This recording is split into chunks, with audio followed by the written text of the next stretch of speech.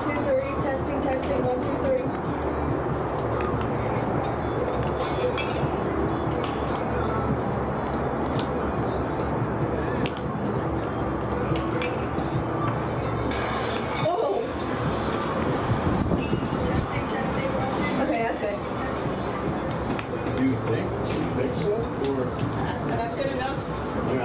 To like burst anyone's eardrums. Yeah. Let's see if it can be heard, or if we could be heard.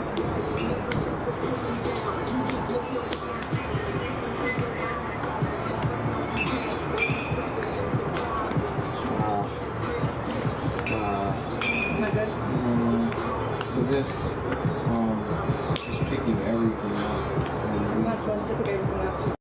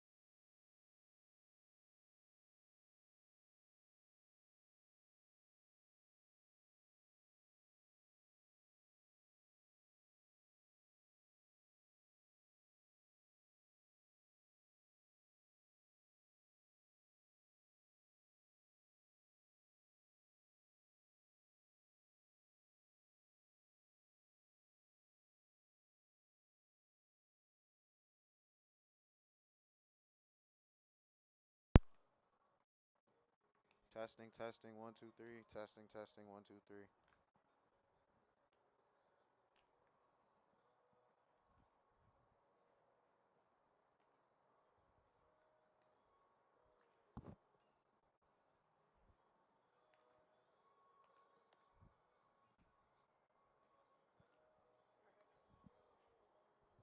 Okay.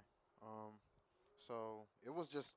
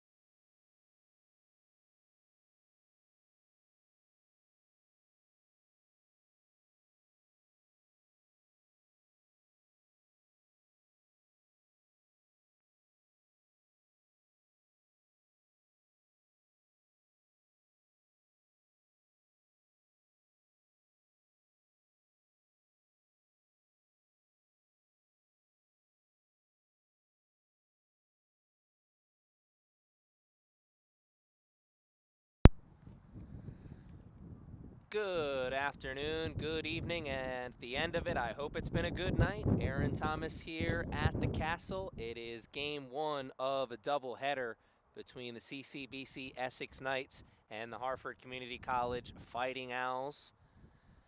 First pitch is just minutes away. Knights come into this game 19-19 on the season. Fighting Owls on the other end 40-7 and owners of a 14-game winning streak. Knights would love to play spoiler on that as we are closing in on the end of this regular season. We'll give you some more stats and information on these two teams as we are going to get festive here with the national anthem and opening lineups in just a few minutes. Get your popcorn ready. It should be a good one between the Knights and the Fighting Owls.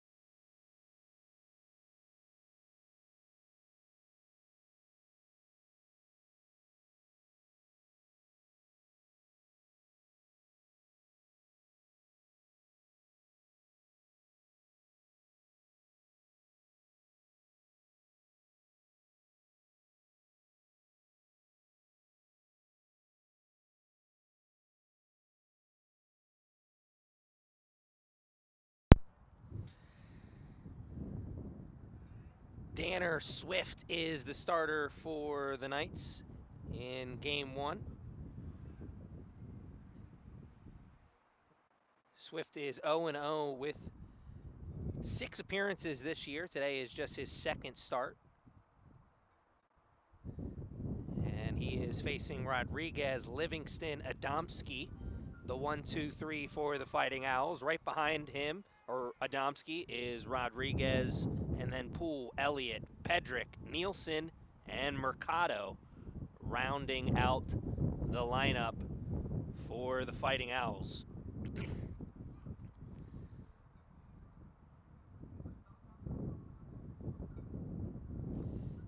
In the field behind Swift, Maxwell Urena at second, Connor Bailey at third, Amadio at first, and Carroll at shortstop. And that out in the outfield, Parsons in right field, Zayas in left. And manning the big field is Jimmy Perez in center field. DHing for the Knights in game one is Castillo. These two teams have played a lot of common opponents. 8 common opponents all together between the two teams, and the combined records in those games, the Knights are 6-12, and the Fighting Owls 13-3. First pitch just minutes away here. Owls not only owners of a 14-game winning streak, but a 7-game winning streak against the Knights, so it's a little personal to say the least. 27-6 the Fighting Owls are against the Knights going back to 2009.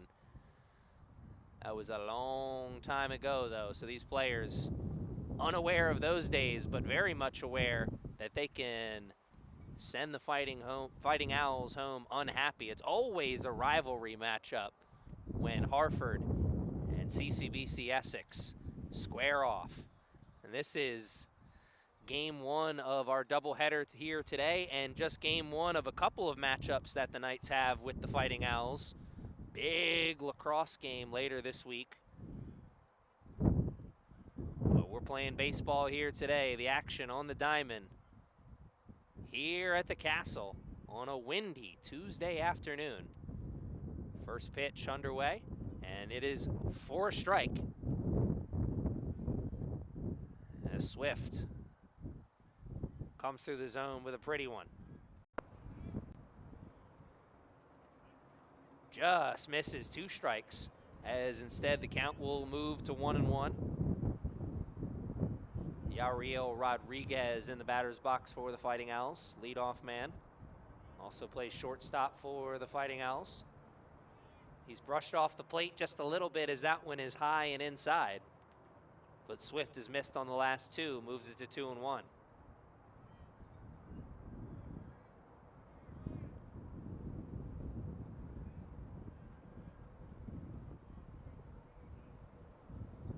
Comes back and gets a swinging strike as that one's fouled off the barrel and into the cage behind the plate.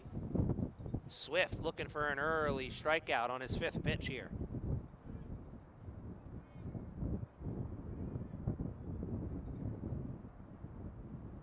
Rodriguez right back up the middle, and no one can get to it.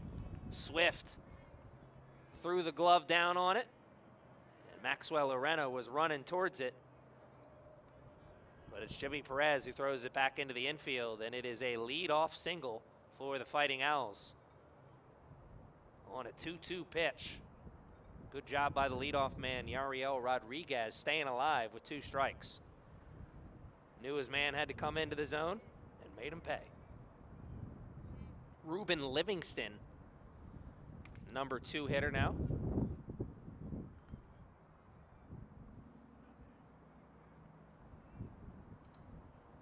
Livingston's got some pop in the bat.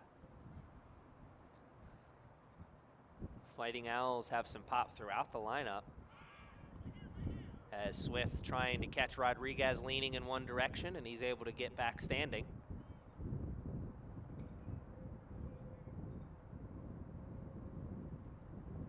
It's an 0-1 count to Livingston at the plate. And just misses the 0-2, as that one, beautiful movement out of the hands of Swift, but couldn't catch the zone. Started outside, finished low. Does he come back inside here? Tries to clip the outside again, but no chance. Advantage with Livingston, 2-1. It is a very breezy day here at the Castle. That could play a factor in the pitchers getting a good grip on the ball, trying to spin it. I think that was the idea that time for Livingston, or on that pitch to Livingston, I should say. Swift never got the movement down. 2-1 pitch coming up as he looks to get back to even. And he does just that, as that one's lined down the line. Very, very close to skipping over the bag, but it takes a hop in the direction of the Knights. And it is back-to-back batters with a 2-2 count. Swift Trying to shut the door this time, get that first out of the inning. Swinging away into the outfield, Perez loses his hat but makes the out. And now wind playing a factor on cool points and also in maybe elevating that ball and keeping it from touching the earth just a little bit, as Perez was watching that die on him, but he got to it in time and quickly got the ball in. Runner has to scurry back over to first. That's the first out of the inning, and now brings up a potential inning-ending double play for the Knights. Really want to control the running game and keep him at first right now. Middle of the infield at double play depth, with Bailey just off the grass, ready for the turn if it comes in his direction. It's a 1-0 start to Frank Adamski.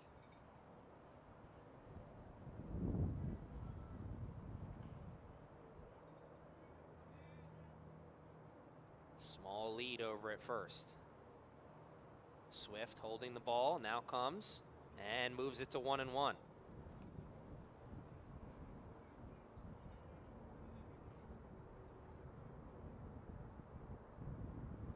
Good pitch to get it back to even. Can he grab the advantage here on the 1-1 pitch? Throws back over to first. Another good throw over.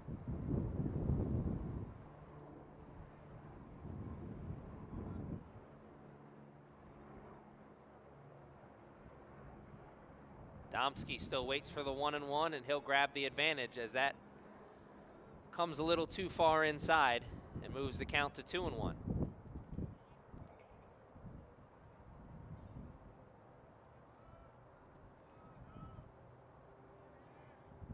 Another quick throw back, hits the runner, but stays very close to first base, so no chance for him to advance.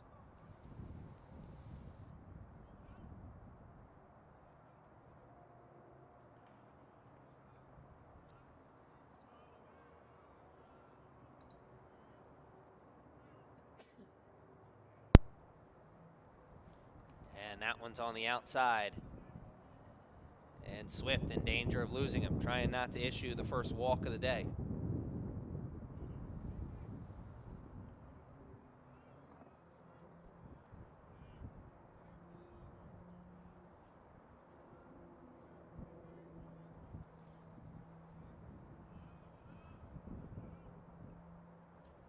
Gets him swinging at that one. Loud off the barrel. Clearly down the line at first, going out of play. Can he straighten it out?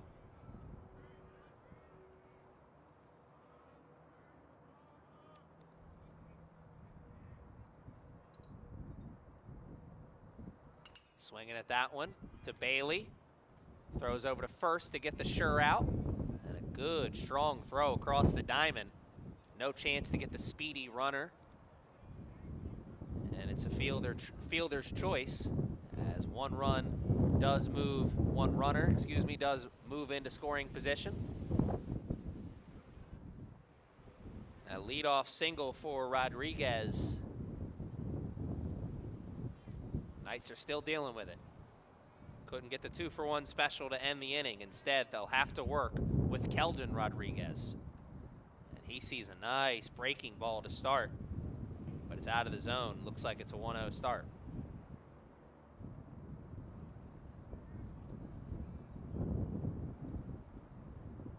Carroll trying to hold the runner on.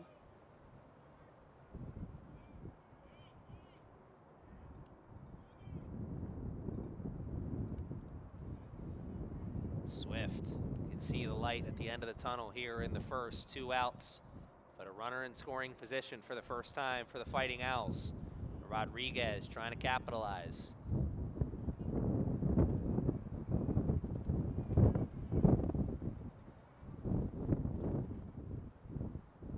And Rodriguez will have the take sign on as it's a 3-0 start.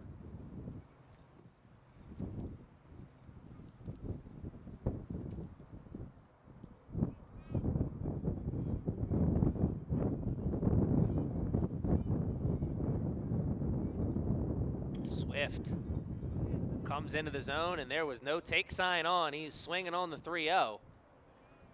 I think he got the skinny part of the bat as he was strong enough to send it into the outfield, but not very loud off the barrel and right into the glove of Jimmy Perez for out number 3.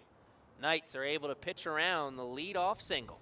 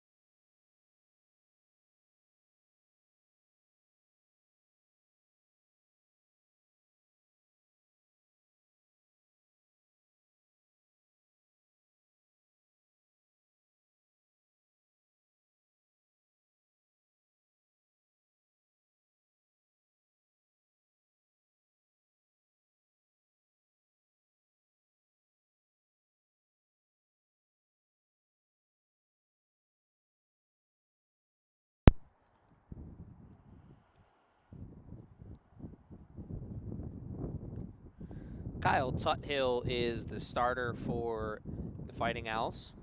And the 1-2-3 to start things in the bottom of the first is Urena, Bailey, and Zayas.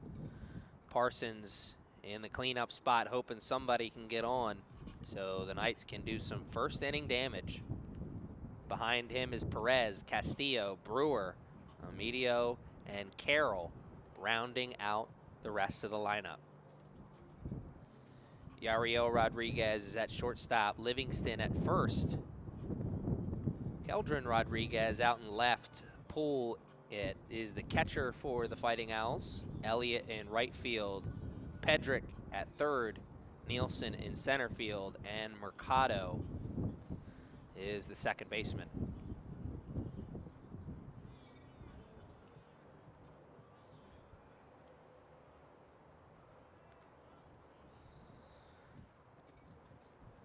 Maxwell Uena, 384 on the season. Hitting from the leadoff spot.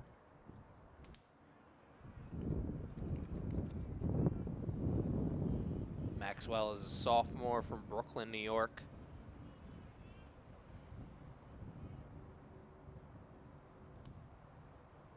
Good pop on the mitt from Tuthill there, but misses. Believe the count is 1-1.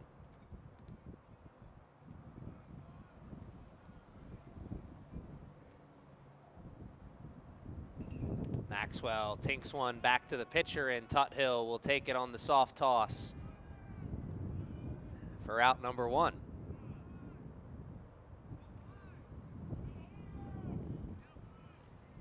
Maxwell looked like he put together the start of a good swing there, just couldn't get the right part of the bat on the ball. Soft contact back to the pitcher for out number 1.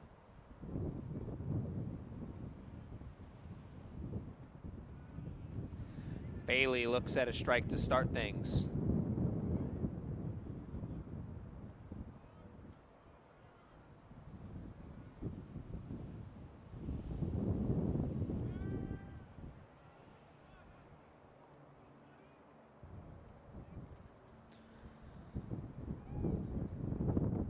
Bailey, a freshman from Salisbury, Maryland. Back up the middle to the second baseman. Mercado's there on the gather. And quick 2 outs in the inning for the Knights.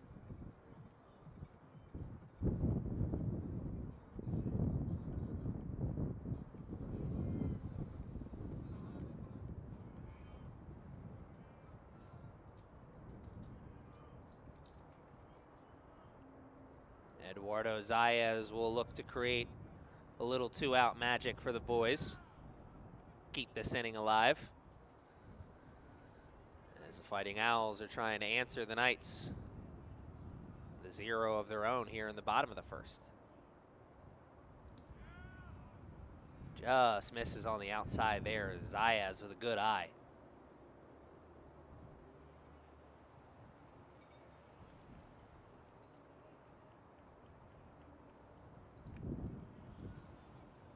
Called strike on at the plate on that one.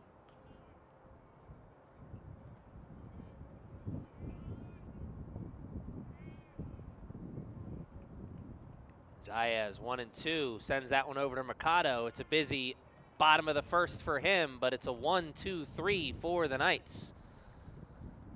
Fighting Owls get back to work offensively, as the Knights pitching staff will look for another 0.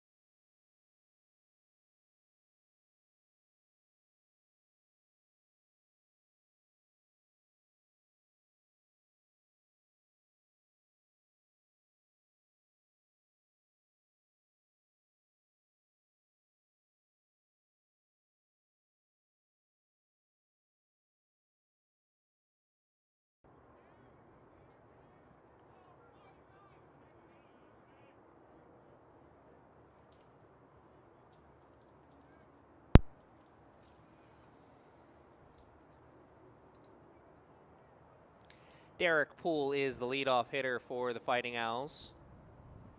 Leadoff man in the first got on, eventually got over. Fighting Owls could not bring him in, as Derek Poole starts off with a strike in the first. It's 5, 6, 7, which means it's Poole, Elliott, and Pedrick, the 1-2-3. Poole watches it go to 1-1 as Swift misses on the inside on the second pitch.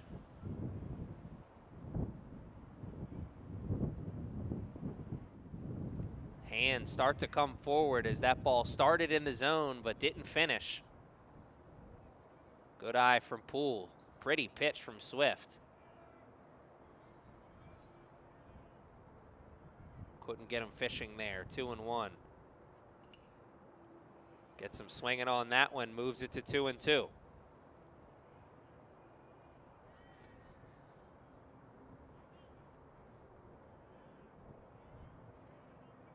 Four batters faced in the first. All of them battles, most of them going to situations just like this. 2-2 counts.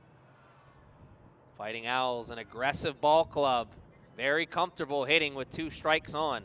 As you see, it's 2 straight innings with the leadoff man reaching base safely. Back-to-back leadoff singles. Knights did a good job of controlling the running game, keeping that runner at first for quite some time. Can they do that again here in the second?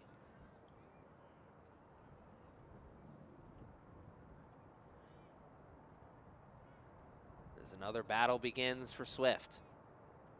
Shows bunt, gets it down, and can't get it to stay in fair territory as it's quickly down the line at first, but out of play. Christian Elliott tasked with getting that runner over into scoring position, as you see the bunt sign on early for the Fighting Owls.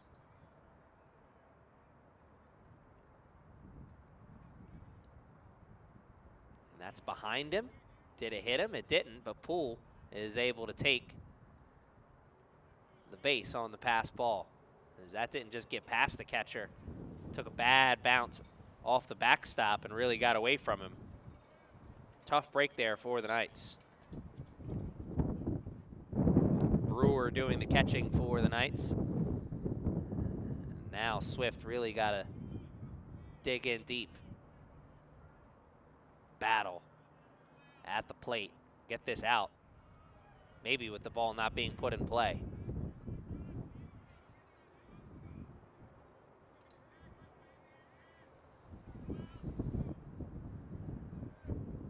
Christian Elliott looking for something he can elevate and drive. Swift coming to the plate, giving him something he can elevate. It's right up the elevator, shooting left. Do they test the arm of the left fielder, Zayas? They do not.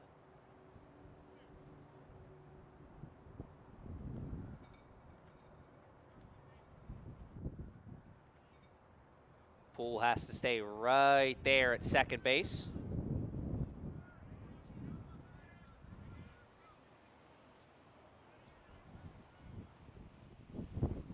And now 1 out in the inning.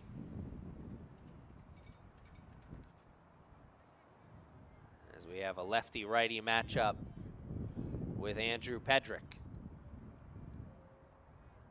Tanner Swift looks the runner back right into his glove, but it pops out. Carroll to throw to first. In time, they get the out. The Fighting Owls do move Poole over into scoring position at third. He's just 90 feet away, but what a job by Carroll to recover and get at least 1 out. And the Knights can see the light at the end of the tunnel. Swift just needs to put together a couple of nice pitches. Keep that runner right there at third. Swinging on the first pitch, and it's an 0-1 hold to start things to Nielsen.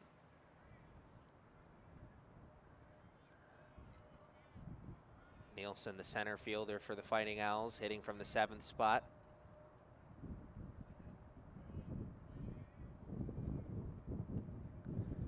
Moves to 1-1 as that one bounces to the plate.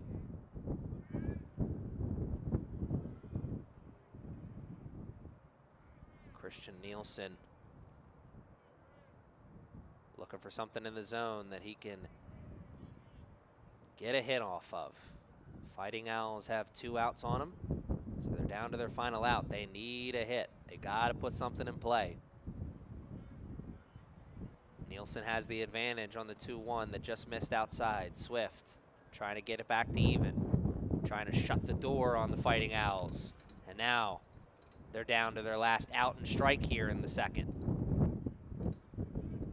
Early big spot as the Knights try to force the Fighting Owls into a situation where they strand 2 early runners on. Big 2-2 pitch. Swinging, and that touches. It's an RBI single, maybe a double, as he's taking a good look at second. He's going, and he's in standing. Hands are up out in the outfield.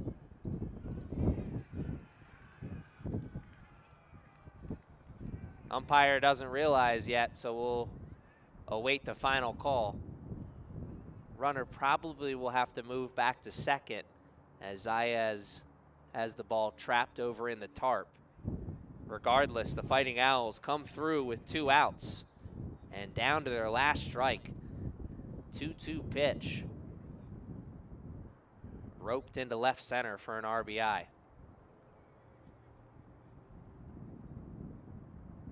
Christian Nielsen. Where will he be placed out there on the bases?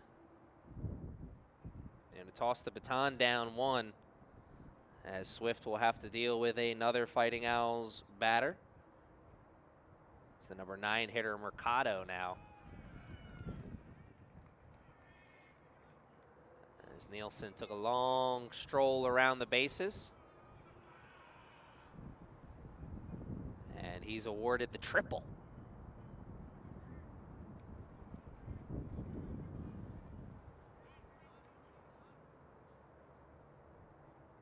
At least right now, though, the umpires are talking about it one more time, and nope, he's moving back over to second.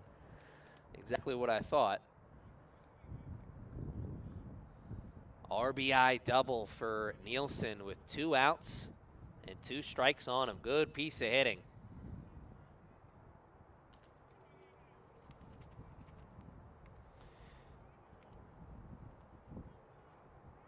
Christian Nielsen from Travelers Rest, South Carolina. Long way from home. It came up big for his squad. The Fighting Owls get the first run on the board. Searching for some two-out magic now. Trying to make sure it's not the last run. Mercado waiting for the first pitch. Tough to see if that was a called strike at the plate or not with the umpire right there at second in front of us. Appears to be a 1-0 call. And now 2-0 as we see that one bouncing in front of the plate. Ty Mercado trying to turn the lineup over to the Fighting Owls with 2 runners on. There's already a runner in scoring position now. Mercado waits for the 2-0. Swings at that one. Carroll on the hop. Strong throw over to first for out number 3. But some damage done by the Fighting Owls. They get the first run on the big board, and now the Knights are playing catch up early.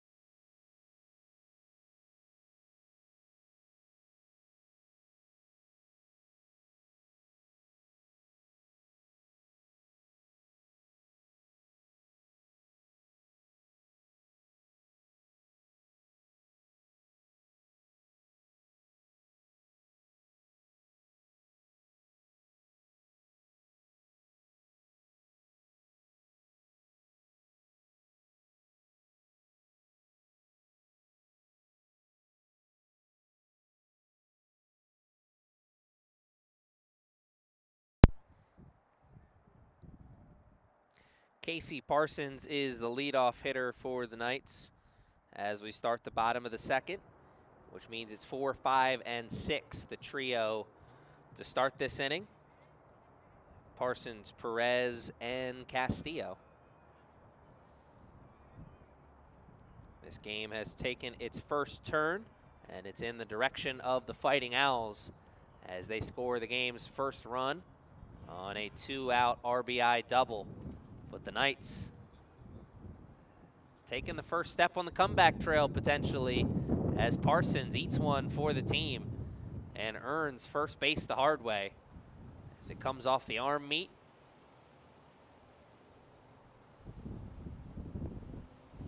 Knights have their first base runner in the second, and he is the tying run as Jimmy Perez now steps into the batter's box for a lefty-righty matchup.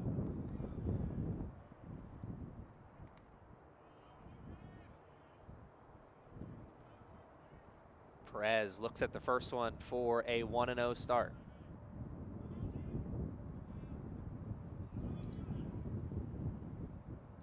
Stearns around to bunt, not the greatest of bunts, but does get it down and away from the gloves. Let's see if he tries to go for the bunt one more time. Immediately up the elevator chute, but luckily going away from the pitcher and too far out in front of the first baseman. Safely touches and gives him another chance. Shows bunt again and takes it away, but it's a called strike at the plate. Now there are 2 strikes on him. Does he show bunt one more time? How much faith does the coach have in Perez to get it down? He is showing bunt, gets it down, and that's foul, and he's out. trying to move that runner over some way, somehow. And Parsons stuck at second a little longer. Now it's Castillo's turn in the get him on, get him over, get him in.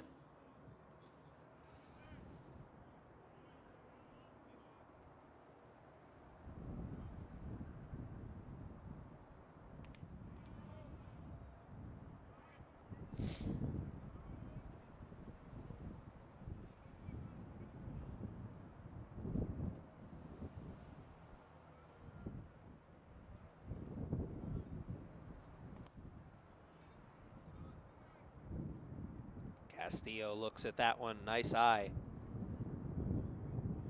Count moves to 1-1. Parsons with a small lead over at first. Castillo swinging away at that one, but the bottom fell out of that pitch from Tuthill. What a pretty pitch. 1-2 count.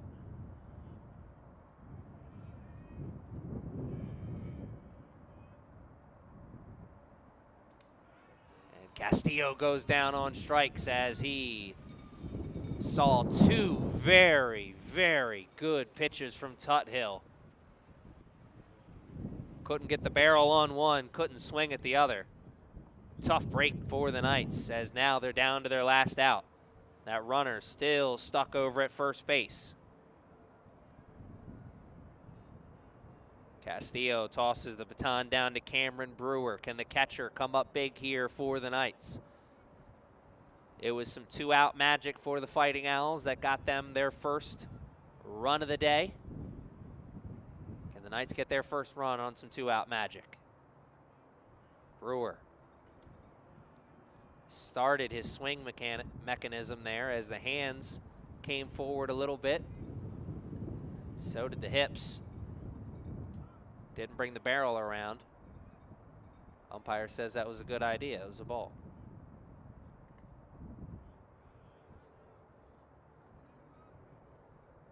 Brewer brushed off the plate a little there. Tuthill looking to come into the zone. Doesn't want to lose him with two outs. Doesn't want to issue a free pass, and he does.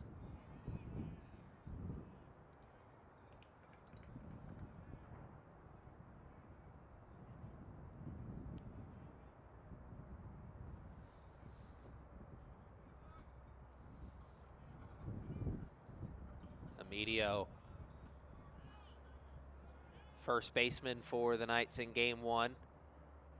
Hitting with a runner in scoring position, swinging at the first pitch, and down the line at first. Foul for the first baseman, or the first base coach, I should say, to show off his skills.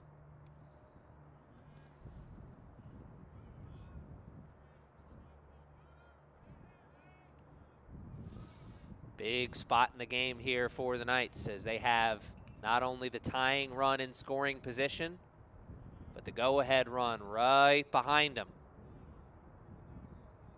Trying to at least tie this game up here early. Two outs in the bottom of the second. Medio down to his last strike. Brushed off the plate a little, but won't swing at the junk as Tuthill tries to get him chasing.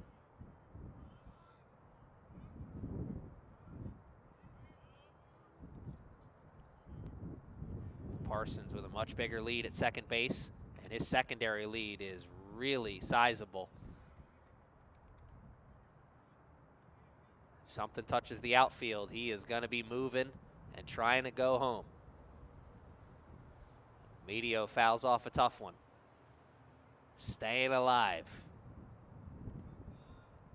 Tuthill still with the advantage. Almost got him leaning and doesn't. He gets under the tag. What a throw back to first. But Brewer gets back just in time. I bet it'll be a little closer, though, this time around. Tuthill almost caught the Knights catcher leaning. Battle continues at the plate, and now it's even at 2. Knights still down to their last out and strike here in the second. But pressing for the game's first run on their side. Swing and a miss for out number 3. A huge strikeout to strand 2 runners on for the Knights. Tuthill putting in some work and pitching in and out of the jam.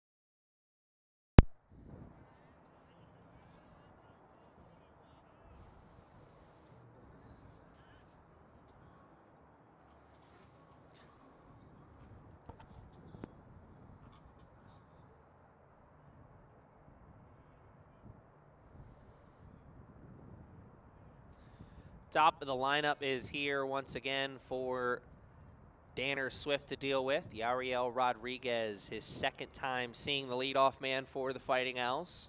Rodriguez got himself on with a 2-2 single, but was stranded at second base as the Knights were able to get a 0 on the board to start things in the first. But of course, Fighting Owls came back and put one on in the second.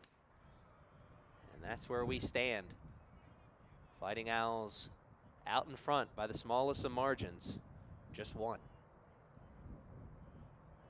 Rivalry week, so to speak, between the Knights and the Fighting Owls as we start off with baseball action here at the Castle. And we'll have some lacrosse action later on in the week at the Harford Sports Complex. The Owl's Nest, as I like to call it. Knights trying to start this week off on the right foot.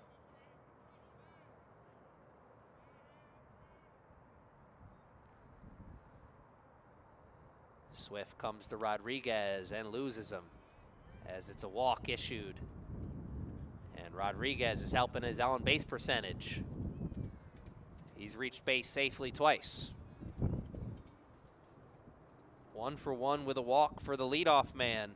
And you wonder why coach put him in that spot. Ruben Livingston, 0 for 1. Trying to avoid a 2 for 1 special. Knights.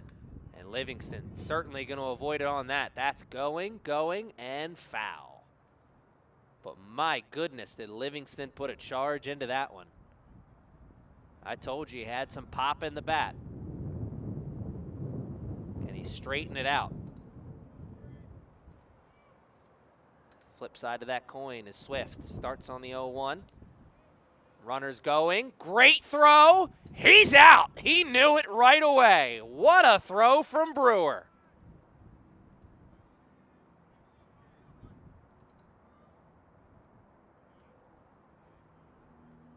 And just like that, there's 1 out in the inning and no one on base.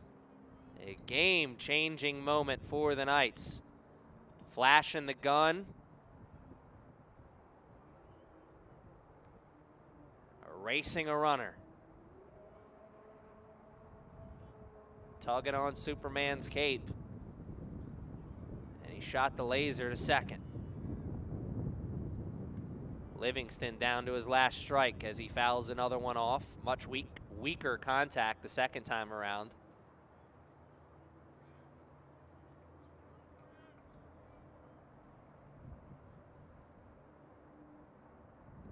And cannot get the call from the umpire as that one was spinning out of the hands but never came across the zone. Here's a big spot as he doesn't want to issue a second straight walk. Swift comes into the zone and Livingston fouls it off. He got the skinny part of the bat as that one just goes over his shoulder and into the cage behind him.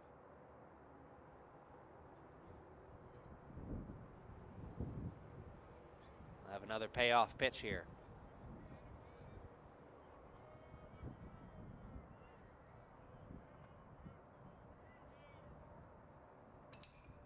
Bailey threw his glove and past Carroll into Zayas in left field, and another tremendous job by the Fighting Owls of hitting with 2 strikes on.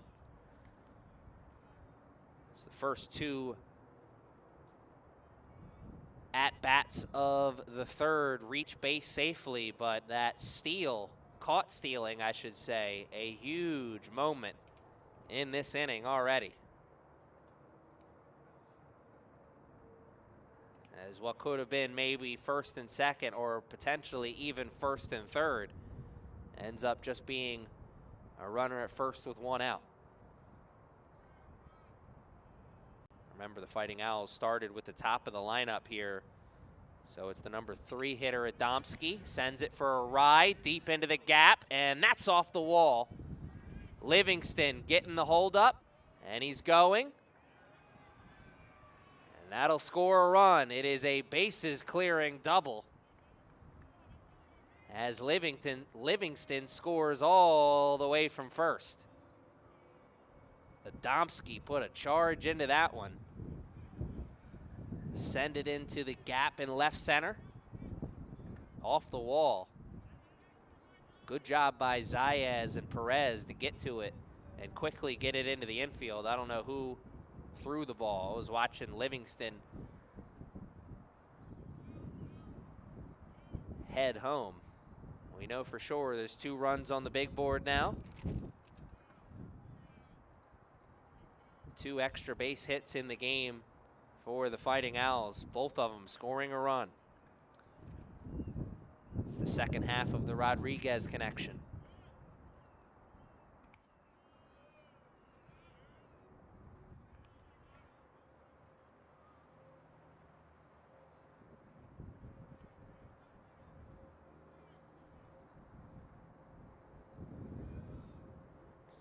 Keldrin Rodriguez 0 for 1 today. Sitting on a 2-0 pitch, and he'll watch it move to 3-0 as Swift does not want to issue a second walk in the inning.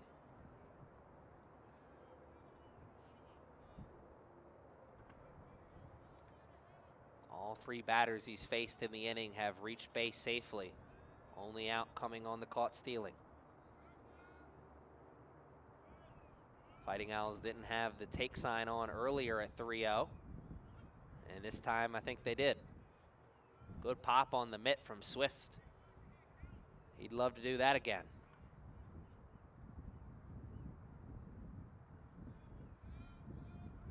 Three-one pitch. Misses. 4 straight batters reach base safely for the Fighting Owls.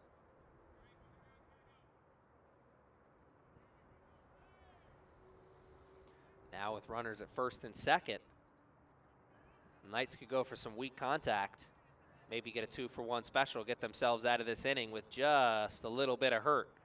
Problem is, here comes Derek Poole, who's 1 for 1 today.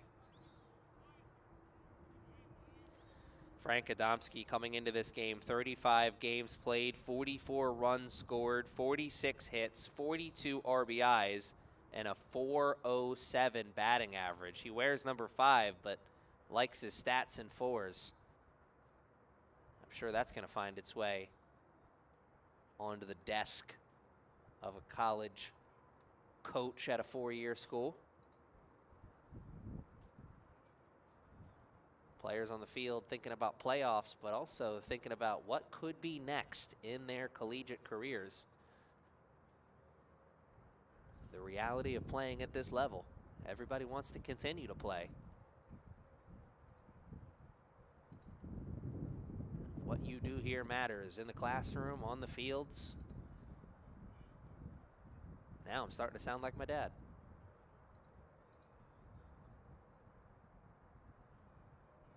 Swift got a long talking to from his pitching coach. Finally broken up by the umpire. And we will get back to the action on the field. 1 out. Runners at first and second. Derek Poole, the catcher for the Fighting Owls, who's 1 for 1 today, is looking for something he can elevate, as the Knights would love a 2-for-1 special and limit the Fighting Owls to just 1 run in this inning. Some warm-up action now taking place in the bullpen for the Knights. Remember, fans at home, this is game 1 of a doubleheader, so these two teams only scheduled to play 7 innings. We're in the 3rd right now, so those later frames just around the corner. Swift could show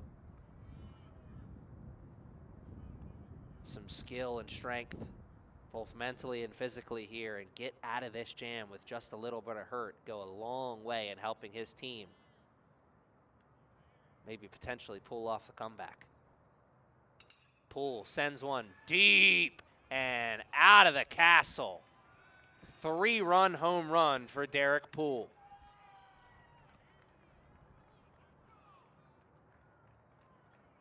The Fighting Owls were getting closer and closer to sending that ball out. Livingston sent one for a charge foul. Adamski sent one into the gap in left center. And Poole sends one up and out of the castle. 4 runs in the inning. 5 in the game for the Fighting Owls now.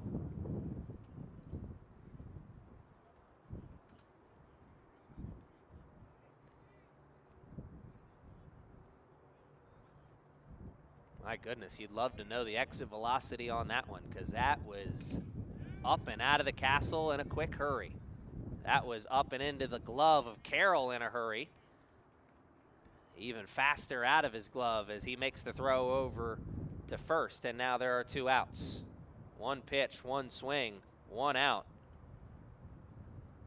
Nice change of pace there for the Knights as Elliott goes down. And Andrew Pedrick comes up, the 3rd baseman for the Fighting Owls. Lefty-righty matchup with Swift.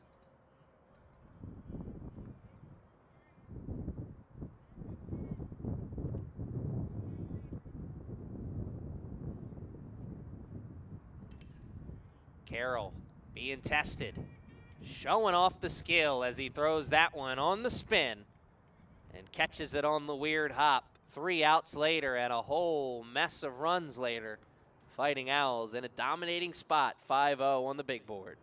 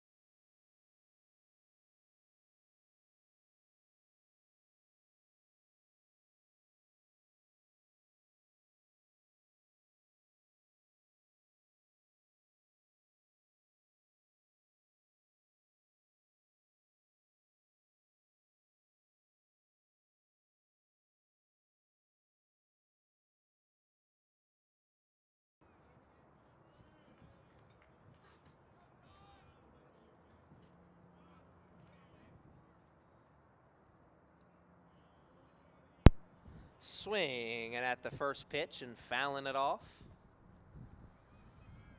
Back to the action as we are here in the bottom of the third. The last of the first 3 frames have arrived. It's a much different feel to this game after 4 runs put on the board for the Fighting Owls. Long throw across the diamond from Pedrick. Gets out number 1 in this inning.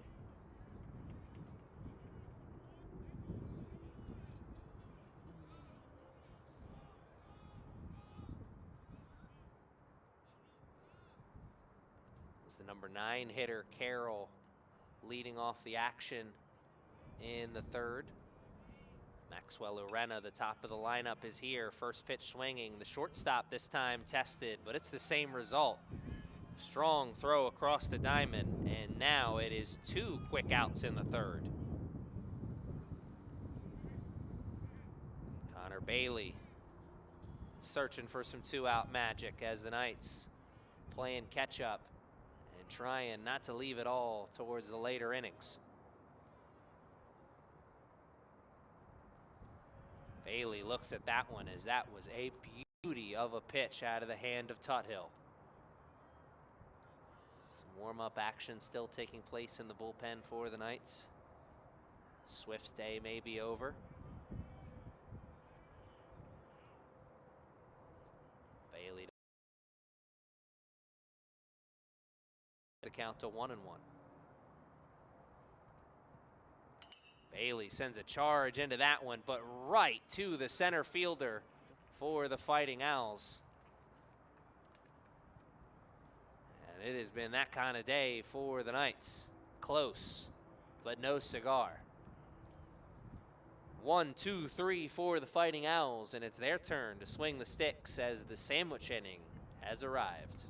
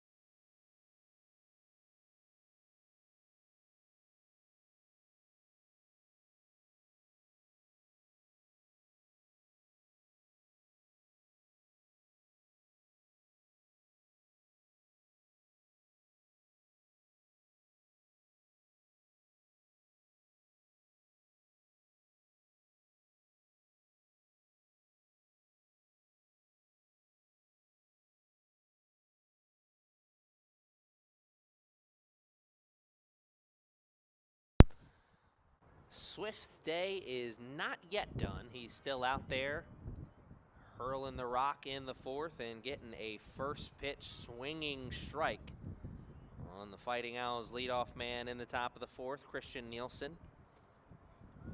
He'd love some revenge on Nielsen, as Nielsen was the one who broke the game open his last time into the batter's box. A double that scored the game's first run. That feels like a lifetime ago, with 4 runs being put on the board since then, and a 5-0 game right now at the top of the fourth. Fighting Owls in a commanding spot, and Bailey, tremendous effort to get to it, but it squirts away from him, and it's 2 doubles in the game for Nielsen.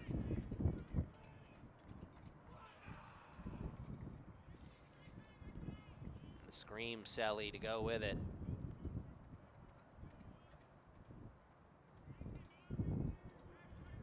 Fighting Owls dancing all over the castle here and running all over the bases. A lead-off double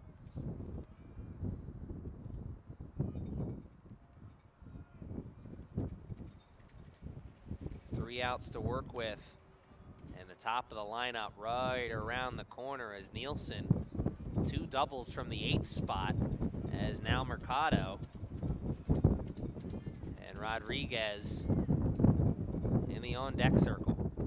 Mercado swinging, sending it over the dugout of the Knights on the first base side. Yariel Rodriguez in the on-deck circle. He's reached base safely every time coming up.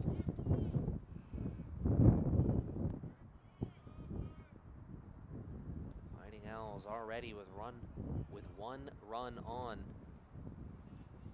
and in scoring position. I should say 1 potential run on. Trying to make it 2 straight big innings. Swinging at that one, Bailey tested again. This time it's in the glove, and he makes a strong throw across the diamond for out number 1. And with the ball being hit to that side of the infield, the run has to stay right there at second.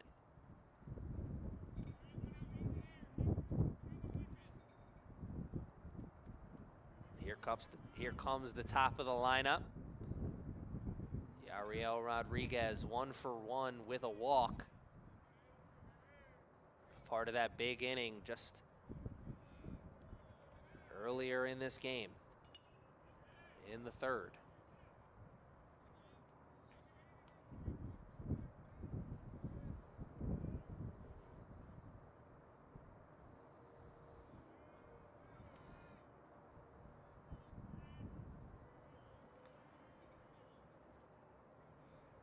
There he goes, the runner taking 3rd and getting in there. On the hop, no throw. Tremendous break on that pitch. Was tough to see where the pitch landed. I couldn't tell if that was a good pitch to throw on or not, but it certainly was a good pitch to run on. And now he can score a whole mess of different ways. And the infield aware of it as they're on the grass trying to catch that runner at the plate if it comes to it. Swift would love weak contact or an out with the ball not being put in play. And he won't get either as that's through. And Zayas will get the ball in. And it's an RBI single for Rodriguez, and he's 2 for 2 with a walk. The leadoff man is having himself a day here at the Castle in game 1. Not many times you get to hit with a runner at 3rd base from the leadoff spot. So you know he wanted to capitalize on that, pad the stats. And that's exactly what he did. Here comes Livingston as it's a 6-0 game now. Livingston 1 for 2. Still warm-up action in the bullpen for the Knights. Let's see how long the leash is for Swift here.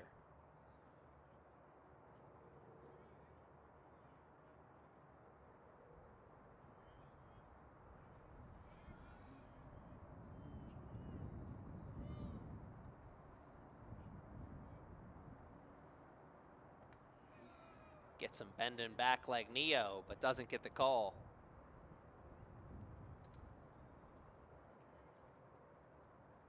Knights still searching for the first out here in this inning. Or excuse me, they do have 1 out. Forgot about that one.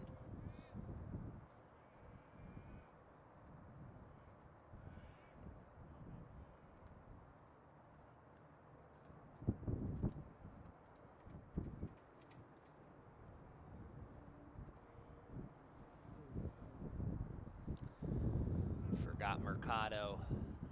Turn the lineup over to Rodriguez after making an out. So there is 1 out in the inning.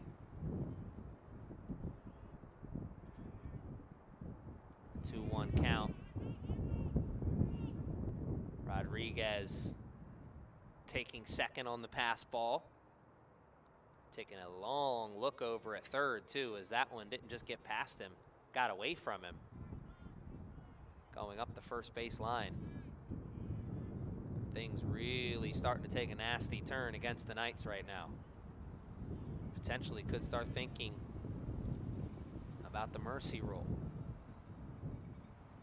Already 6 runs scored. And we're not through the 5th inning yet. Livingston will take his base. 1 out in the inning and 2 runners on.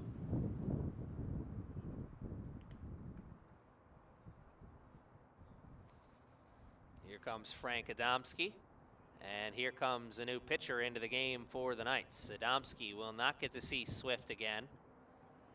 But we'll see Adamski when we return. It is a 6-0 game right now with 1 out in the top of the 4th. And Frank Adamski is 1 for 2 with an RBI double already today. He'll hit with 2 runners on when we come back.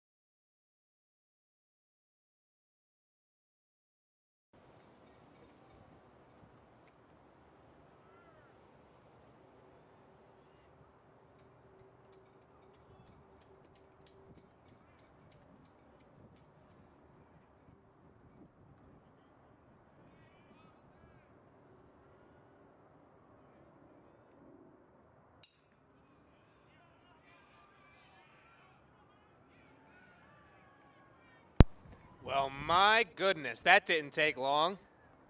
Frank Adamski saw 1 pitch, and 1 pitch later, he's driven in 3 runs. 4 RBIs on the day, as that is home run number 3 on the season for Frank Adamski.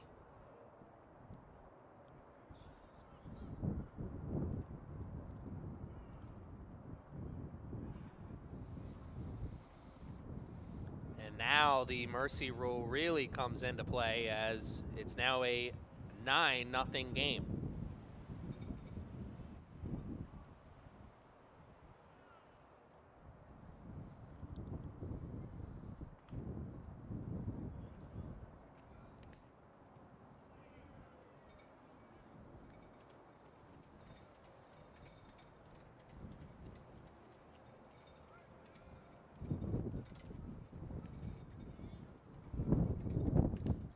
That one sent out. Bailey wants it. He's making a long run over down the 3rd base line trying to get to it. But his run will come up empty-handed.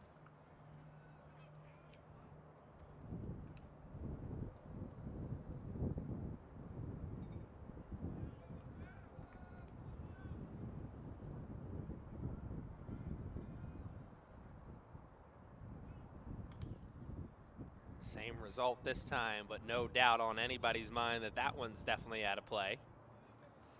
Keldron Rodriguez down to his last strike. Still just one out in this inning. Top of the fourth. Back-to-back big innings for the Fighting Owls as Maxwell Urena gets to that one and gets the throw over to first in time for out number 2. And now the Knights can see the light at the end of the tunnel.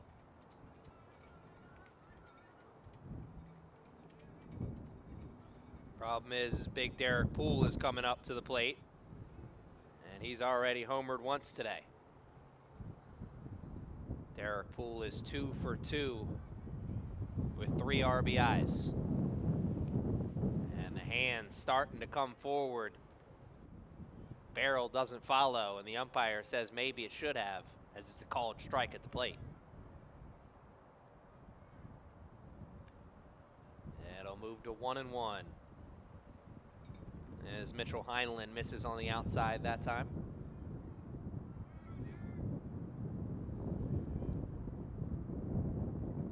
Heinlein misses inside this time as it moves to 2-1.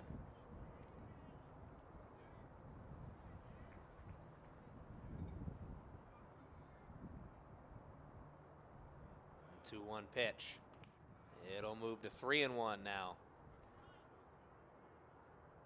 Heinlein doesn't want to lose him here with 2 outs already.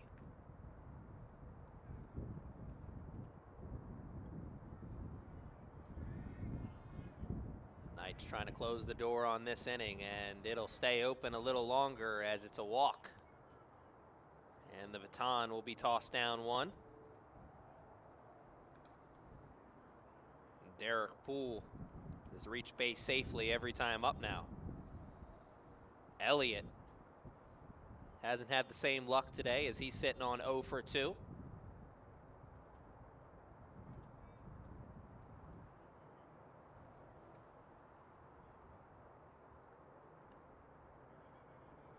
Whole mess of balls in a row out of the hand of Mitchell Heinlein. Some warm-up action taking place already in the bullpen area.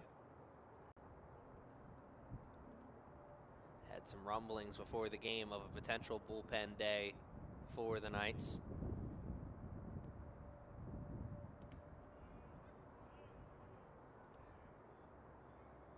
Heinlein comes into the zone for that one.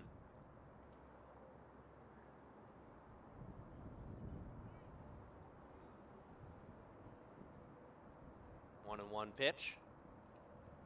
Pretty pitch from Heinlein there. Didn't get the pop, but man, oh man, he came into the zone. Had some movement on that one.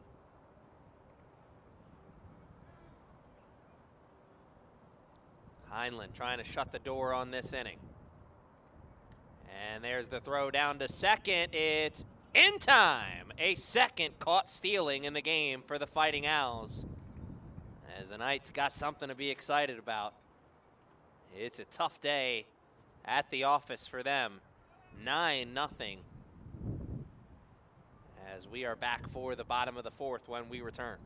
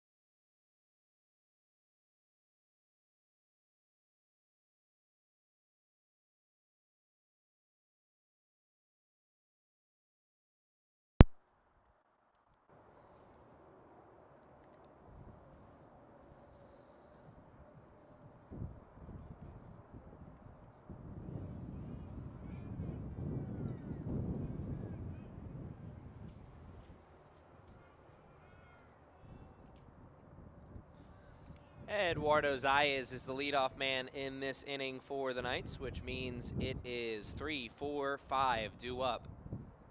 Zayas, Parsons, and Perez, the trio. Zayas swinging at that one, send it into the outfield, and Nielsen gets it on a couple of steps in towards the left field gap. And now there is one out in the inning.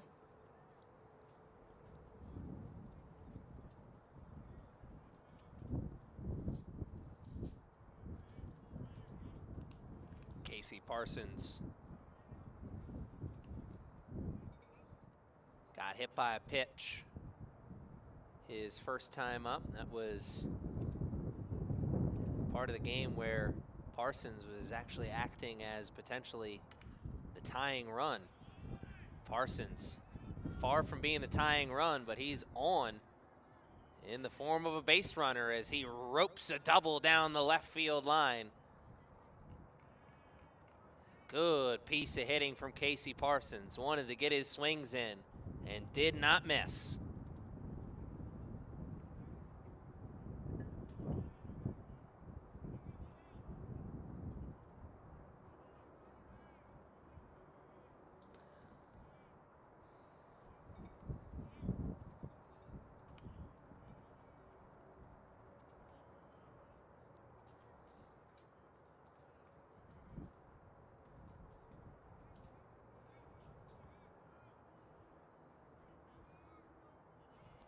That hit by the Knights was their first hit of the day, extra base hit, third extra base hit between the two teams.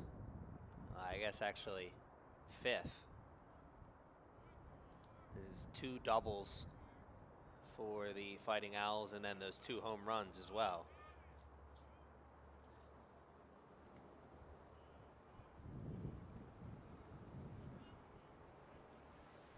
Knights got a lot of ground to catch up, and they're holding on to slim hopes here, as one more run before the end of the 5th inning could bring potentially the mercy rule into play for them, as it's a 9-0 game right now on the big board. Fighting Owls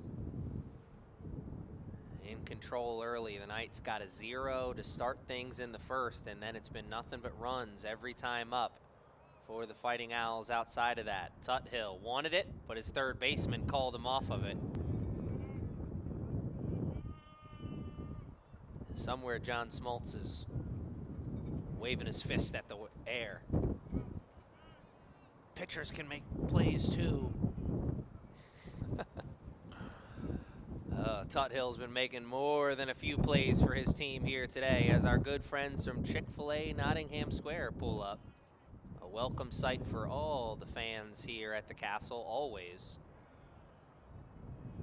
Reason number 2 why you got to come check out a game here at the Castle.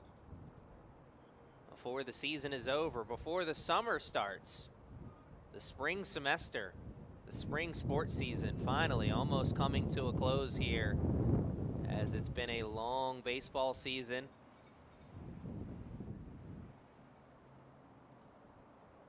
I always feel like baseball feels longer. Of course it is longer because they play more games, but it feels longer too because it's the end of the school year. Everyone knows when we're done here, we're done. Bittersweet moment always. Kids are excited for summer. I'm sure most of the staff is excited for summer, but from my perspective, it's a long time without games. Always miss the action here at the Castle when summer rolls around. There's still plenty of chances for you to come check out a game here at the Castle. Check out the CCBC Essex Athletics website. Scores, schedules, and also updates on teams. As we've seen a few updates on the women's basketball team this year, Paige Smith and Gigi Gamble announcing where they'd be playing next year as they'll be moving on from CCBC Essex. If you want to check out the action on the social media side, you can always check out the Knights on Instagram. All the Knights teams have Instagram pages. Look lacrosse, baseball, basketball. Always check out the action on social media and, of course, that CCBC Essex Athletics website.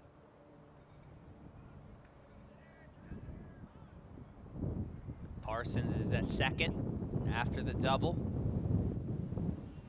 And he will stay there, but he's got a friend on the bases now, as the Knights are trying to take a step on the comeback trail here.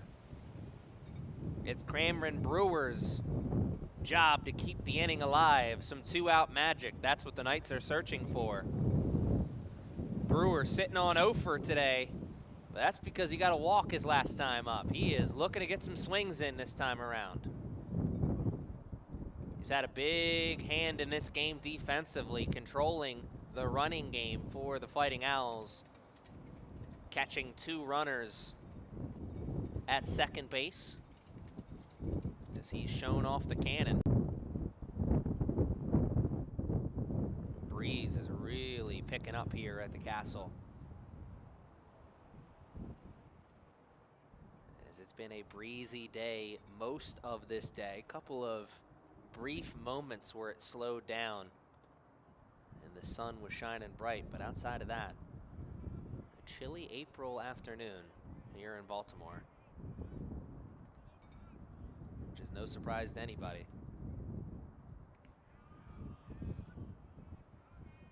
Brewer looking at that one and down to his last strike as the Knights, 2 outs in the inning, trying to stay alive.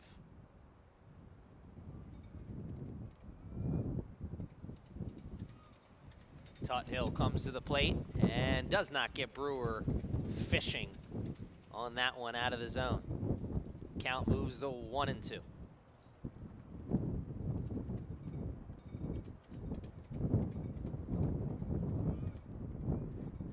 Tuthill holds, looks back at second, comes through, and Brewer just holds on to that one. You saw the hand starting to come forward. Does not want to go down on strikes, but also does not want to swing at the junk. Brewer does a good job of getting this game and this count to slow down just a bit. 2-2. And now it's a payoff pitch as the Knights are flirting with getting the bases loaded. Well, here's a moment, potentially. Payoff pitch, 2 outs. Tinked it, and is it into the glove of the catcher? It is not. Cameron Brewer has earned the right to see one more. What does he do with it?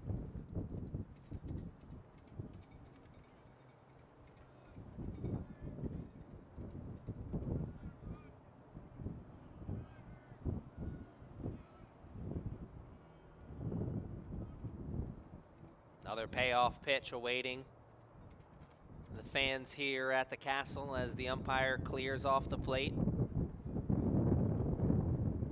And here we go. 3-2. Brewer fights off another one. This time he gets the skinny part of the bat on it and sends it flailing up the first baseline. One more time, please and thank you.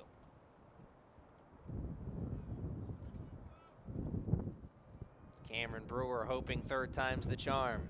Can he straighten it out? Can he send it into the gap? Can he change this game with one swing?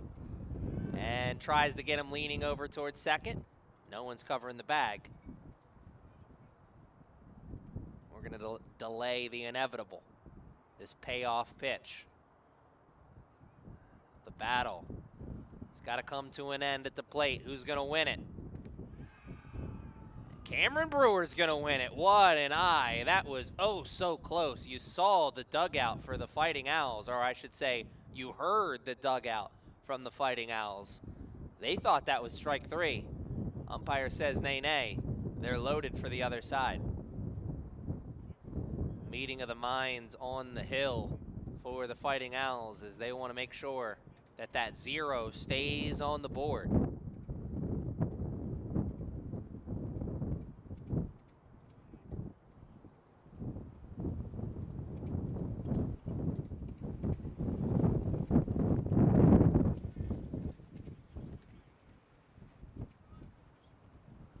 Not unfamiliar territory, as the Knights are 0 for 4 with runners on and 0 for 2 with runners in scoring position.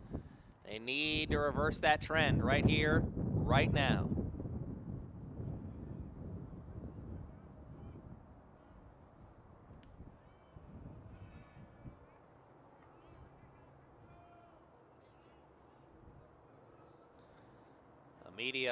Michael Amadio.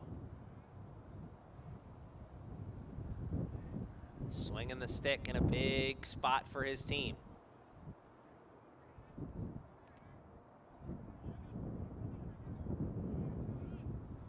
One and one count. Who's going to grab the advantage? And Michael will surrender the advantage as he swings and misses at that one. Couldn't get the barrel on it. He was looking to send it for a ride. 1-2 pitch. Fighting Owls trying to pitch out of the jam. And it'll take one more pitch as it'll move back to even as Tuthill misses the zone. Knights down to their last out and strike here. Bases loaded. Amadio back up the middle, and the second baseman tags the runner, making the run over to second for the final out. So they put it in play, but could not get the hit or the error that they needed to continue this inning. Knights strand 2 more runners in scoring position, 3 more runners overall. So it is a tough day offensively and defensively here at the Castle for the Knights in Game 1. Fighting Owls are searching for one more run to potentially end this game a little early.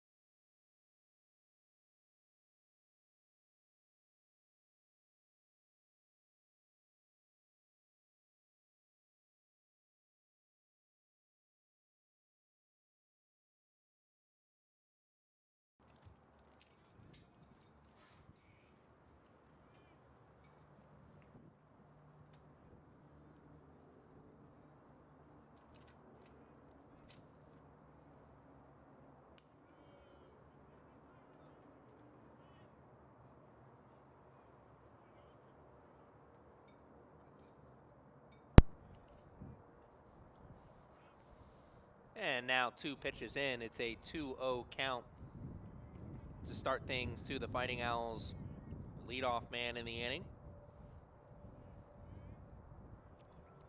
Top of the 5th is here. The final 3 frames have arrived, as these 2 teams only scheduled to play 7 innings. Christian Elliott is the leadoff man in this inning for the Fighting Owls, and he is 1 pitch away from getting himself on with a leadoff walk. And Mitchell Heinlein gives him the old Pedro Martinez special. Doesn't want to walk him, so he hits him. Sorry to laugh at Christian Elliott's pain, but that was... All my old school baseball fans will understand that one.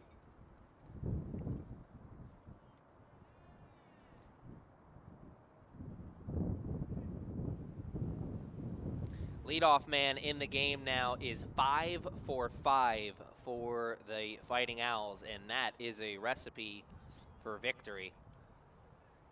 They are getting them on, getting them over, and certainly getting them in. 9-0 on the big board, and Andrew Pedrick is looking for his first hit of the day.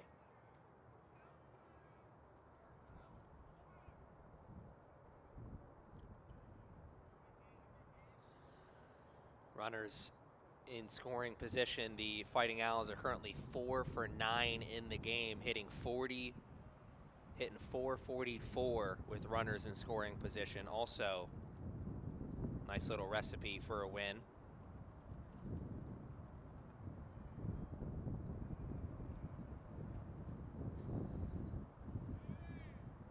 Four different players in the Fighting Owls lineup without a hit yet so far today, but it has mattered very little as they continue to find ways to bring runs into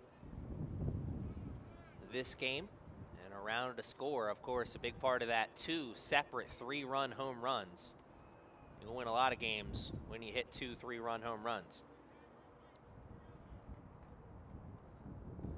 So it was a hit by pitch that put the first runner on and a walk that put the second runner on. And now it's Christian Nielsen, who is 2 for 2 with an RBI today.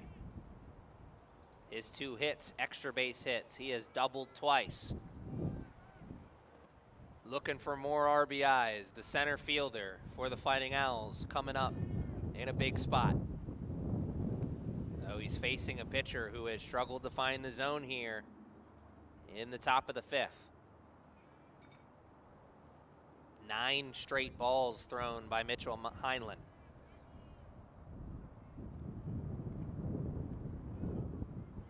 And make it 10 as he is trying to reverse a tough trend.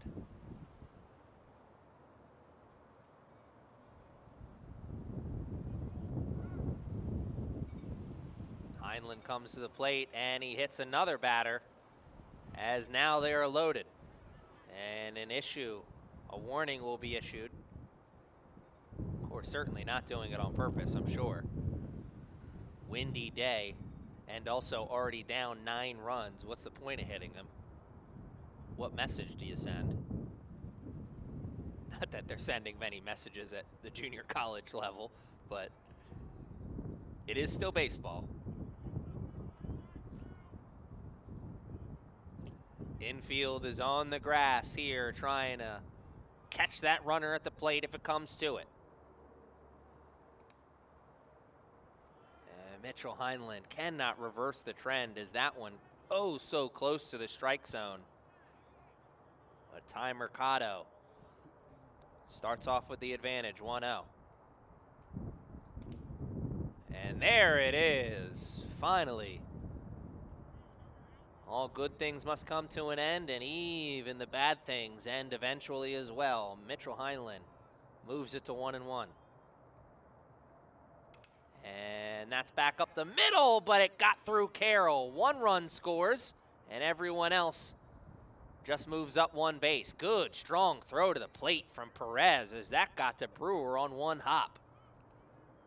But now it is a 10-run game. That brings the mercy rule potentially into play if the Knights aren't able to get 1 in the bottom of this 5th.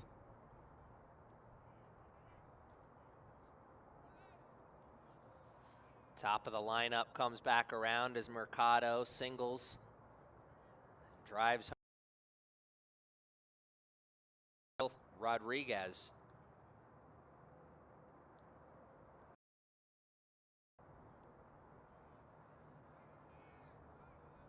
Ariel Rodriguez 2 for 2 with an RBI, and he's walked once as well.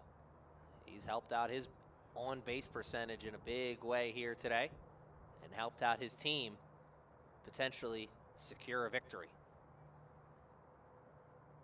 Bases are loaded with no outs. Rodriguez sends it up the elevator chute. Urena has it at second base, and now there's 1 out in the inning. No one even thinks about moving on the pop-up to the second baseman. Fighting Owls will just toss the baton down 1. They look for someone else to bring some damage. Ruben Livingston and then Frank Adamski behind him in the on-deck circle. Some pop here in the lineup. Fighting Owls trying to show it off. Bases are loaded. Livingston ropes it down the left field line, but foul. That was quick off the bat. Died in the grass. Livingston will look for something in the zone.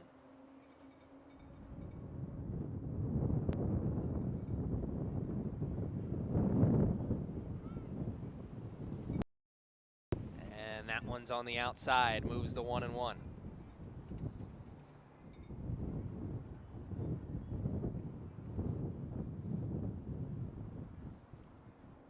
Pitch, and he misses high. It'll move to 2-1. And the breeze once again really picking up here at the Castle. Gotta be tough to grip the ball and really get a good spin on it.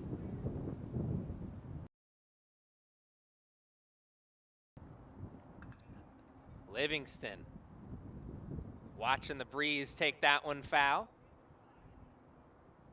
Though he doesn't need putting a charge into it. He got that ball elevated. Can he straighten the next one out? He's down to his last strike.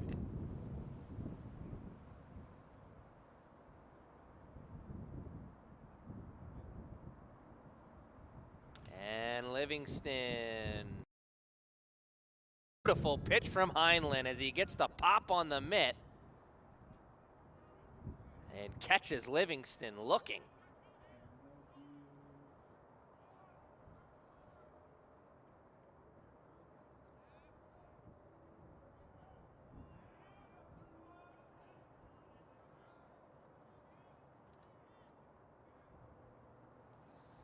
And just like that, there are 2 outs in the inning, but here comes big Frank Adamski. 2 for 3, 4 RBIs.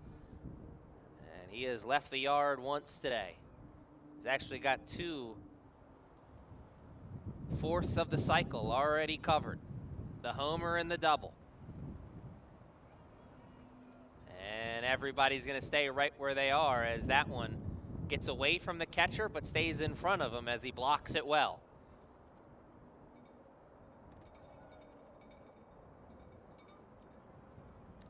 10 runs on the big board, but Fighting Owls certainly could have put up some more in this inning and may potentially still put up some more. They're keeping the door slightly open here for the Knights to at least kill off that mercy rule if they're able to get 1 in the bottom of the 5th. So you know the Fighting Owls want to end this game early, so a couple of extra runs would certainly go a long way. Adamski looking and searching as they will find 1 more. Adamski has 5 RBIs today as that walk brings in a run. And an RBI will be added to Mr. Frank Adamski's stat line. Having himself a day that he'll be calling to mom and home about, I'm sure. And here comes Rodriguez.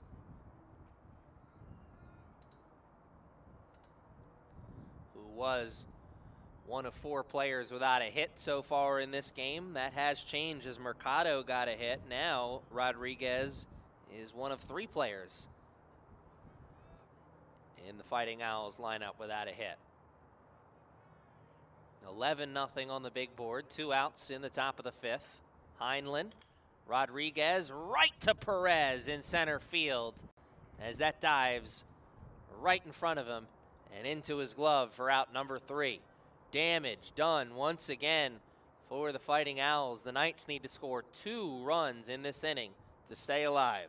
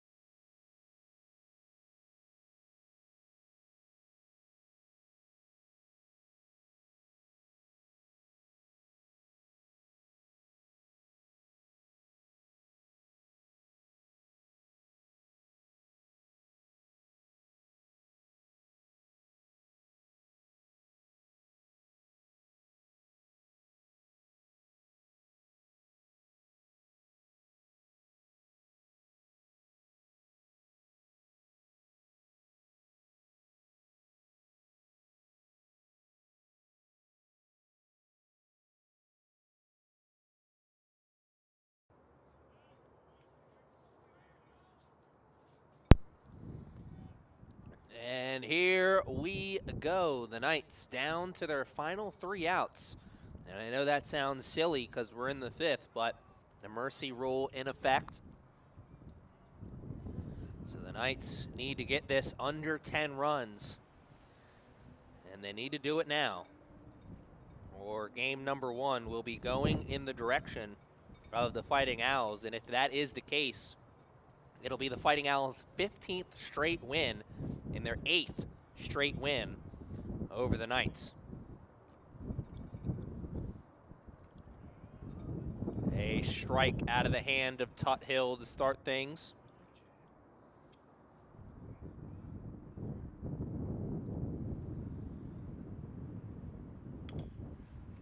And that one is into the outfield as the left fielder will quickly throw that one back in.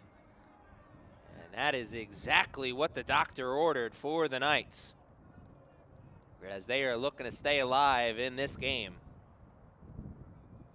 And a leadoff single will certainly help their chances.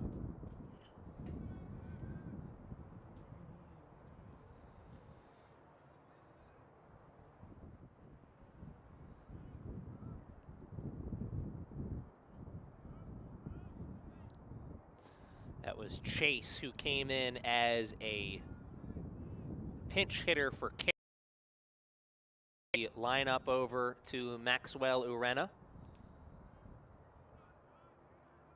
The Knights need 2 runs in this inning. Urena technically could be that run.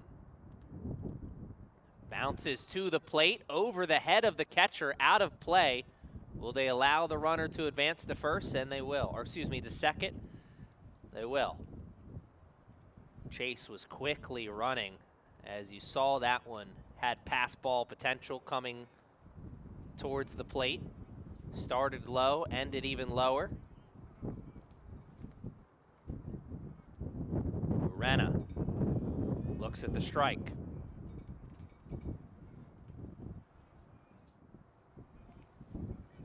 It is a 2-1 count now to the leadoff man in the lineup in game 1 for the Knights.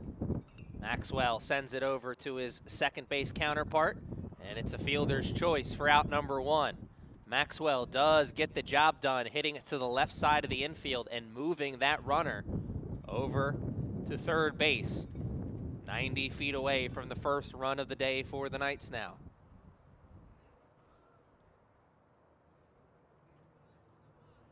Productive out, and the Knights could use another productive out here. Connor Bailey and Eduardo Zayas in the on-deck circle.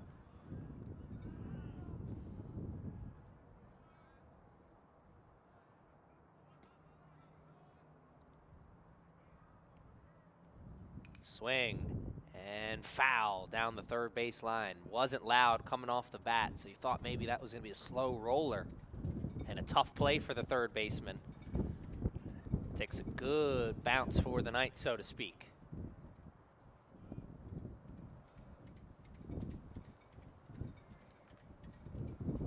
Oh, that one takes a big break for the Fighting Owls, as that was a beauty of a pitch out of the hand of Tuthill. Would love a K to slam the door on Bailey. Pick up the second out in the inning. Bailey staying alive, fighting off a tough one, but right into the glove of the center fielder. And there is no tag up by Chase. What a job defensively by the Fighting Owls. Did not want to run into an unnecessary out, I guess, the Knights, and did not want to test the arm of the relay team. Nielsen was quick to that one. It was dying and fading away from him, but he made a good jump on the ball, and he was very quick to get that ball right into the chest of the cutoff man. Knights had no chance. Down to their last out. Going to keep hope alive. He's been a busy man out in left field defensively, as so many of the hits for the Fighting Owls today have came and went in his direction. He'd love to get it rolling offensively, keep hope alive, keep this game alive. Knights have stranded 3 runners in scoring position already here today. 5 runners on base already. And that's right into the glove of Tuthill. He'll make the soft toss over to first. And it's a shutout for Kyle Tuthill in game number 1. Fighting Owls get an 11-0 victory, and they move to 41-7 on the year. And they have now won 15 games in a row, and they will look for 16 in a row after a short break. Scheduled start time was 4 o'clock for game number 2, but I would imagine that's going to be moved up just a little bit as we end it early here in game number 1. So grab your popcorn and call Grandma. Should be a much better game in game 2.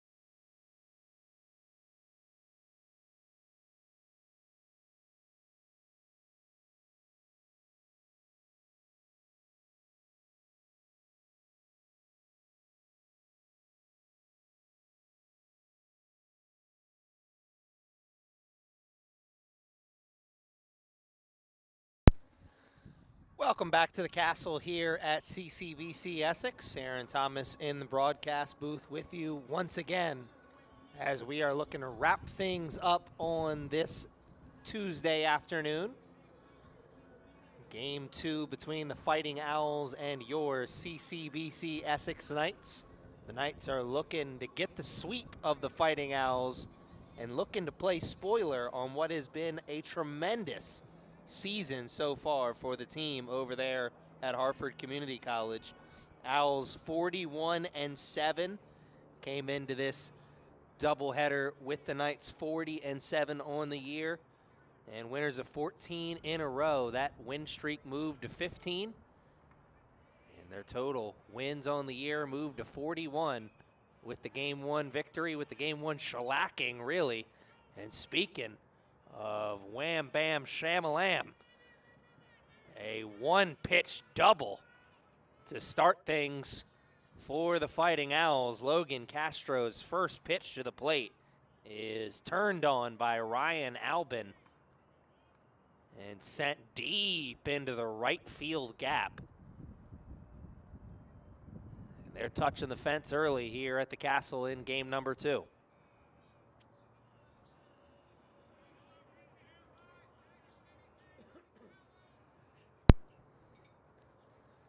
Ryan Albin took a long turn at second and looked at third for a while.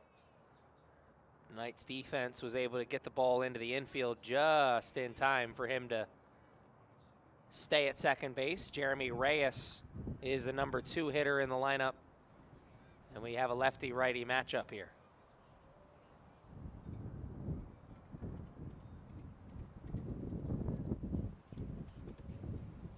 Only played 5 innings in game number 1 as the mercy rule came into play.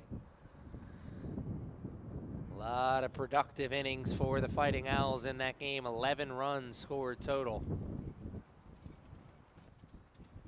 And a shutout by the pitching staff. So really a truly dominating performance in game 1. Knights looking for a different result here in game number 2. Though weather-wise, it's the same. It is a very breezy day here at the Castle. Swinging away, Perez is there. Runner will move over to third, so it's a productive out as he hits it to the right side of the infield, so to speak.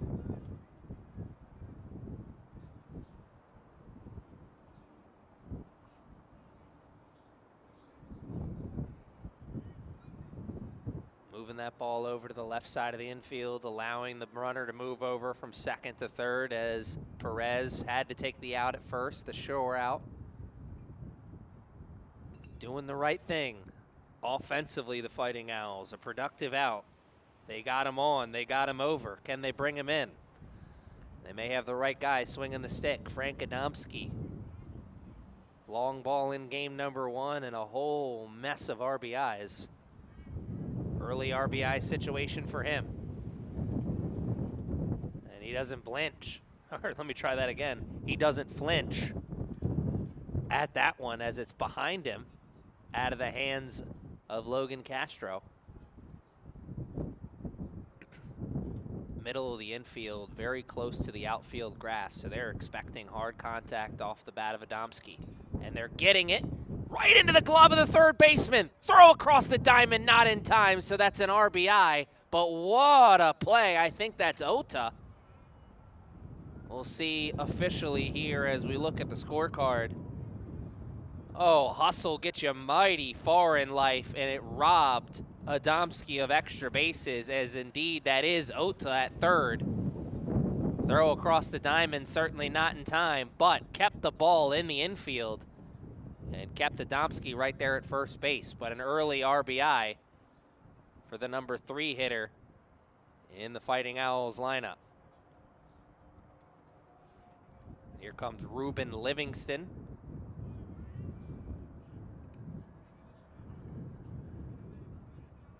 As there is now 1 out in the inning, but now 1 run scored on the big board. Ones are hot. 1 out, 1 run in, 1 run on. We're still in the first. We may be moving towards 2s. Fighting Owls looking for their second run, and now 2 runners on. Knights looking for a 2-for-1 special. Livingston was hit by the pitch, and Jack Fitzpatrick, the catcher, in game 2, is looking for something he can elevate. Middle of the infield at double play depth, ready for Castro to give some weak contact. To create some weak contact, I should say.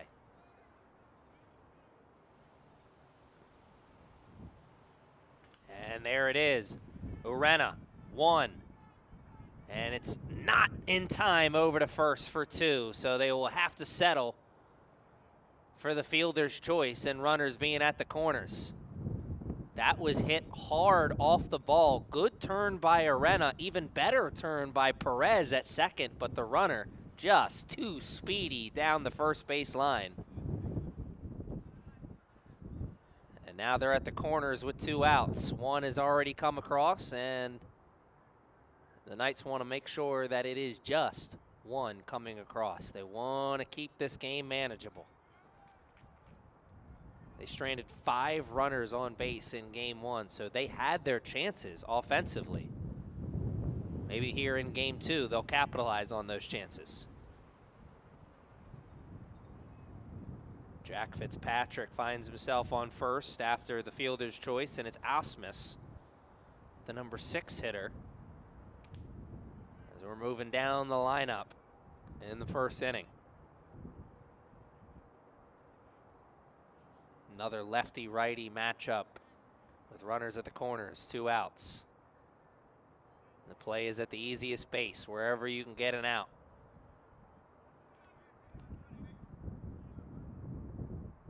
A double into the right field gap to start things in the first.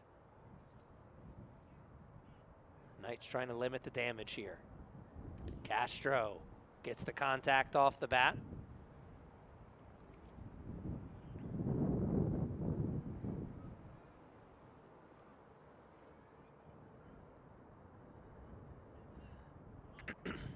Looking to close the door on the inning.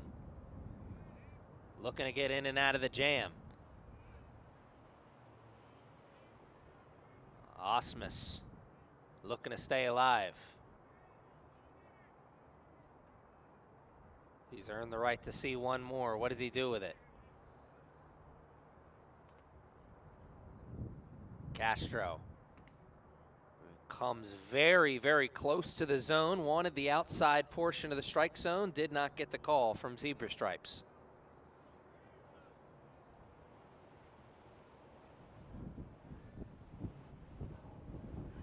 Lefty-righty matchup continues at the corners. Swinging away at that one. Softer back to the pitcher.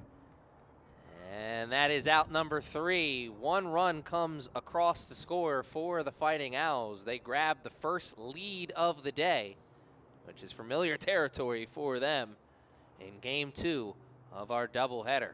Rivalry week has started between the Fighting Owls and the Knights.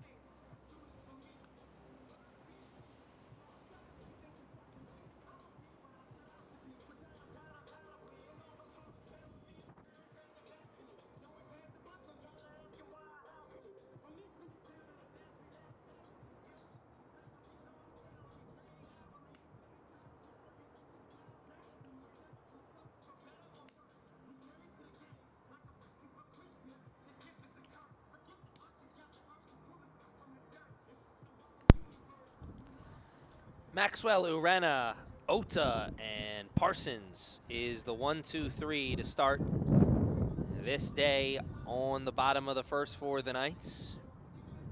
Rodriguez is right behind him in the 4 spot, hoping somebody can get on and create a little magic opportunity for the Knights. Maybe catch up and get this game back to even early. The Knights not only searching for their first run in this game, searching for their first run on the day. They were shut out in game 1. And they're dealing with Matthew Rubin here in game number 2. The starter for the Fighting Owls went the distance in game number 1, so they've got their entire bullpen behind Rubin if he doesn't have it. Knights were able to limit the amount of relievers they were able to use in that game as well, only going to the starter and 1 reliever. So they've got a whole mess of bullpen options behind them as well, as we could see a bullpen day for these two if it comes to that. Knights are hoping whatever keeps this game competitive, whatever keeps us right in it. We want to get the split with the Fighting Owls, and they want to end that winning streak that the Fighting Owls are on the right side of right now. 15 straight wins for them, playing their best baseball, easy for me to say, when it matters most.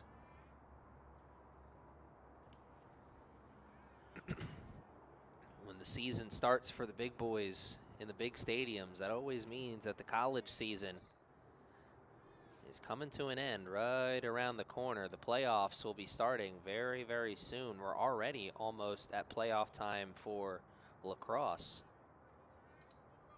as the spring semester coming to an end very soon here, and summer is going to be rolling in. And it's a lead-off walk to start things for the Knights. That is exactly what they were looking for. Tying run is on for Haya Ota. We saw Ota doing some warm-up action in the bullpen in game number 1. Thought we may see him come in and show off the arm. We were kind of excited to see it. Never came to fruition. But hey, maybe it'll come around, and they'll ask him to pitch from the third base spot in some relief action. He's playing third base and batting second in the lineup in game 2. Shows bunt, gets it down, but can't keep it fair. That started off as a perfect bunt. Took a bad roll. Too much backspin on it. Ota trying to get the speedy runner into scoring position. Maxwell got himself on. Ota is trying to get him over. Is the bunt sign still on? We'll find out in a minute, as the Fighting Owls throw over to first, try and keep the running game in control.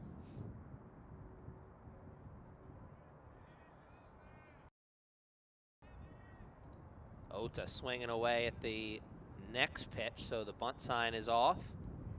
He fouls that one over the cage behind the plate. He got under that. Can he get the barrel spot of the ball? And Ota eats that one. First 2 batters of the day for the Knights in game number 2 reach base safely, and they've got the tying run at second base early. Big spot in the game for the Knights as they try and reverse the trend of coming up empty with runners in scoring position. Had a tough go of that in game number 1, but game number 2, brand new day, and it's starting off on a real good foot here for the Knights. Casey away from the catcher. There go the runners, and they're in scoring position now, both of them. Tying run 90 feet away at third, and that go-ahead run at second. And timeout taken on the field, as the Fighting Owls want to talk a little strategy here defensively, just amongst themselves. The coaching staff still out in the dugout. So this isn't an official mound visit.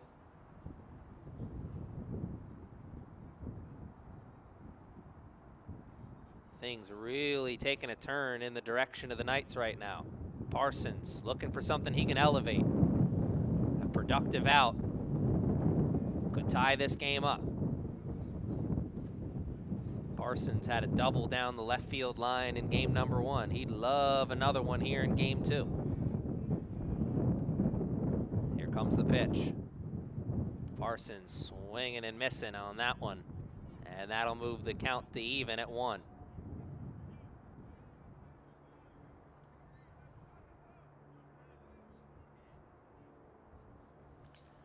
Swings and elevates that, but cannot keep it fair. It's out of play down the first base line. Parsons down to his last strike. Some potential early warm-up action in the bullpen for Fighting Owls, as they may be looking to go to a bullpen day. And Parsons staying alive. And a balk brings home a run. So this game is tied at 1. And Parsons is still at the dish, holding the line down to his last strike. His team the lead. So Maxwell Arena came all the way around. Did a nice little Ricky Henderson impression.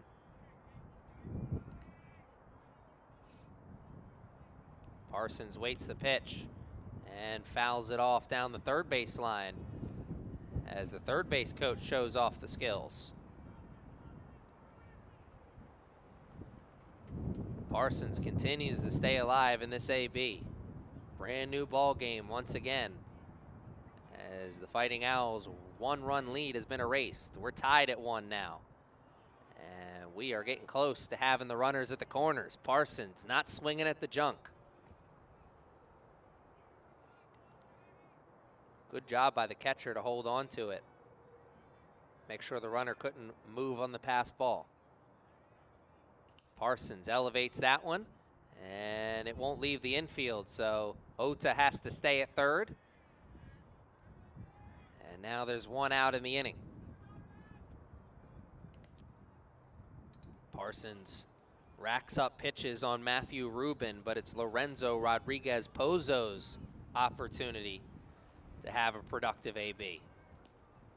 LRP steps into the batter's box, looking for something he can elevate. Wants a productive out here.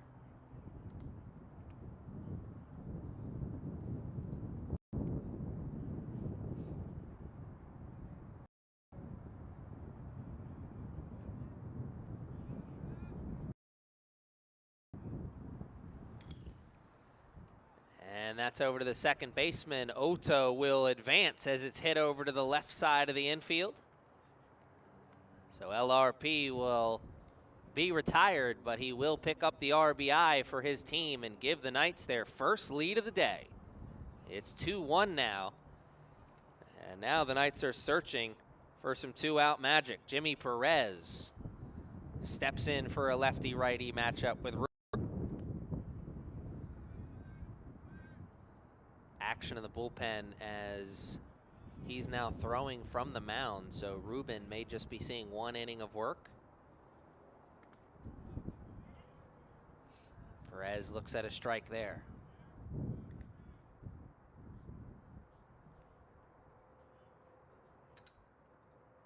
Swings and fouls one right in front of his friend in the on-deck circle.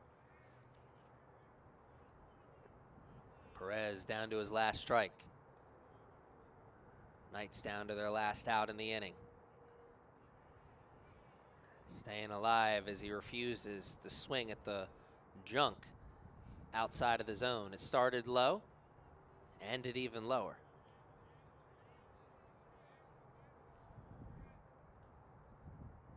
Perez swings and misses at that one. The damage done on the other side for the Knights. They grab the lead. 2 runs.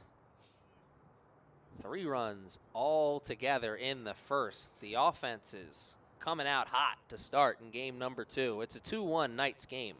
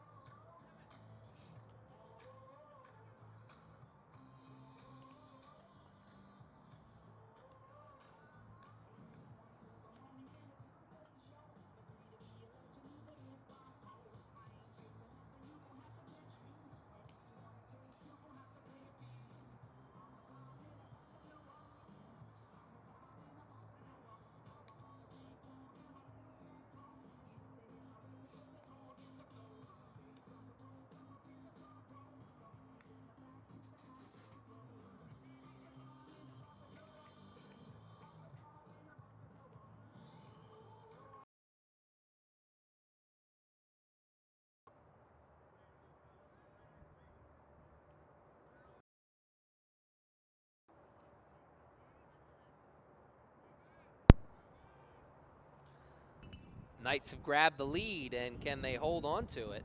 Logan Castro pitching in a much different game now here in the top of the second. 2-1 is the score on the big board. Logan Castro, 19 pitches to get through the first.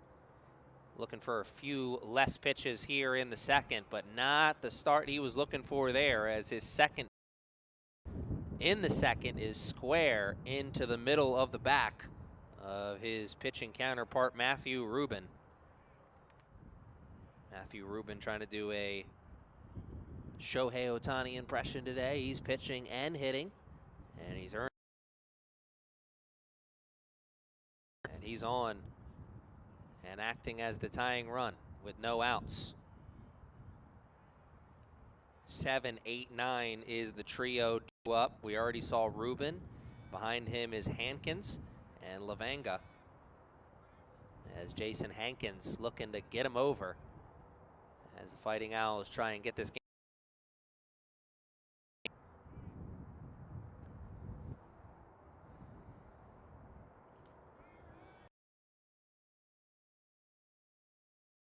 As well as we see someone throwing off the mound on that side. As we thought this could be a bullpen day for these two teams, and it looks like indeed it will be a bullpen day.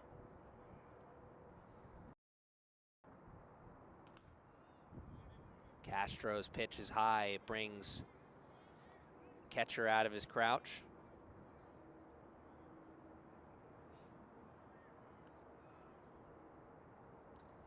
Vargas doing the catching for the Knights in game number 2. That one sent over towards first base, and that's out number 1 as Parsons has it into the mitt.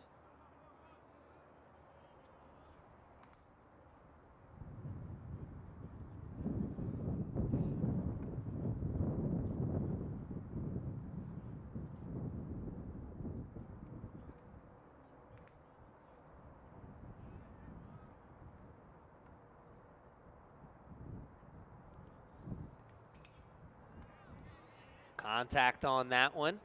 Perez is gunning for it, and he makes the catch over the shoulder as it hangs up in the wind just long enough. Right fielder had a long way to go, so good job by Perez. Quick 2 outs after hitting the leadoff man in the inning, as Rubin is stuck over there at first for a little longer.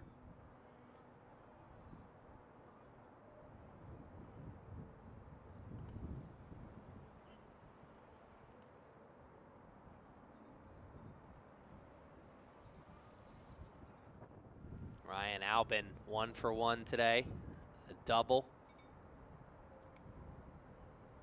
Hot start off the bat for him. He saw one pitch and sent it flying in towards the right field gap. Looking to create some 2-out magic for the Fighting Owls here.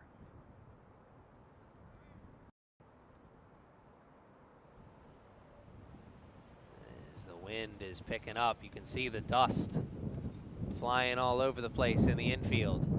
Albin was hustling down the first base line, and you get points sometimes from the baseball gods. Albin did. He hit it hard and right at the first baseman, who knocked it down, Parsons, but just couldn't gather it in time to get the out. And now with 2 outs, and a few light raindrops coming down now here at the Castle.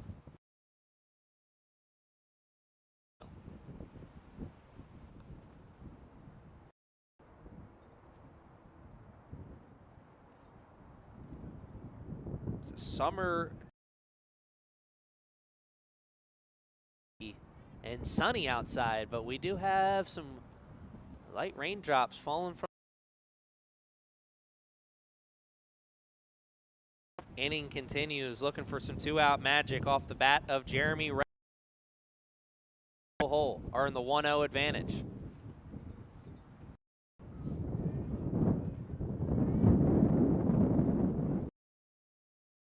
Reyes' second pitch is sent into the outfield, and they put the stop sign on as the right fielder is very quick to get to that ball and send it in. Good job by everyone involved.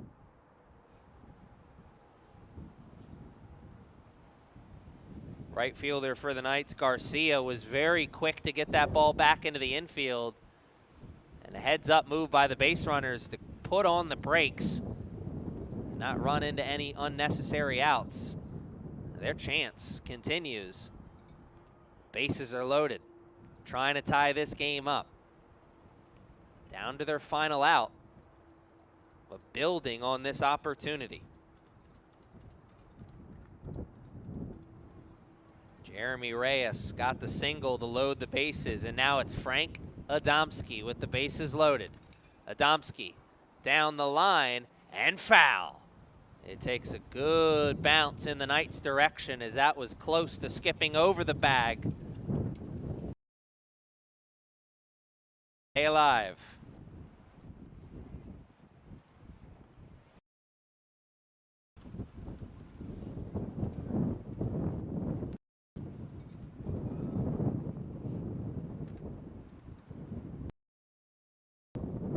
One pitch is outside, and Adamski has grabbed the advantage. 2-1. Middle of the infield on the grass, expecting something to be hit hard. He takes a step back out of the batter's box as he full advantage of this AB now. 3-1. Castro does not want to give him a free pass. He's going to come into the zone, or at least close to it. Defense has got to be ready behind him. Here's the 3. And he misses. This game's tied. Another RBI for Adamski. And another bases loaded moment for this Fighting Owls team.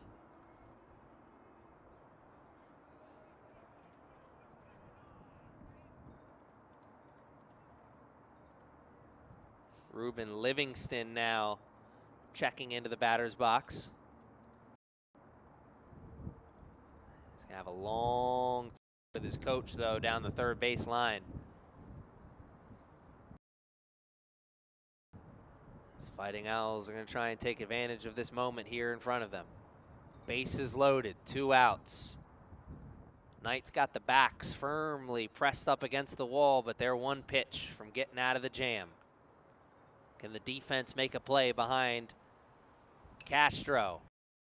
One will touch the grass, 1 run will score, but everyone else will just move 1. Livingston with a station moving RBI.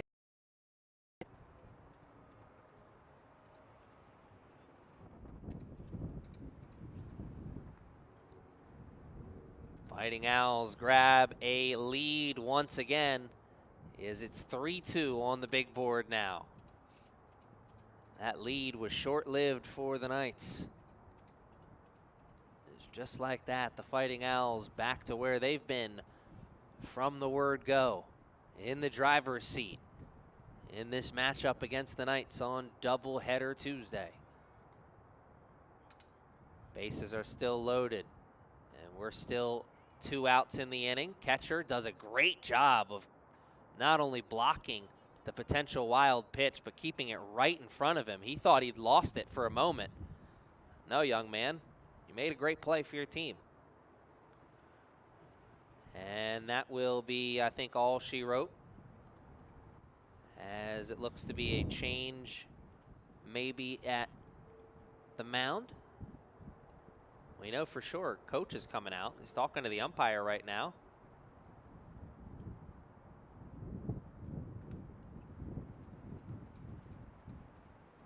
Now everybody's going to go talk to the pitcher. We'll take a quick break. We'll be back with the action when we return.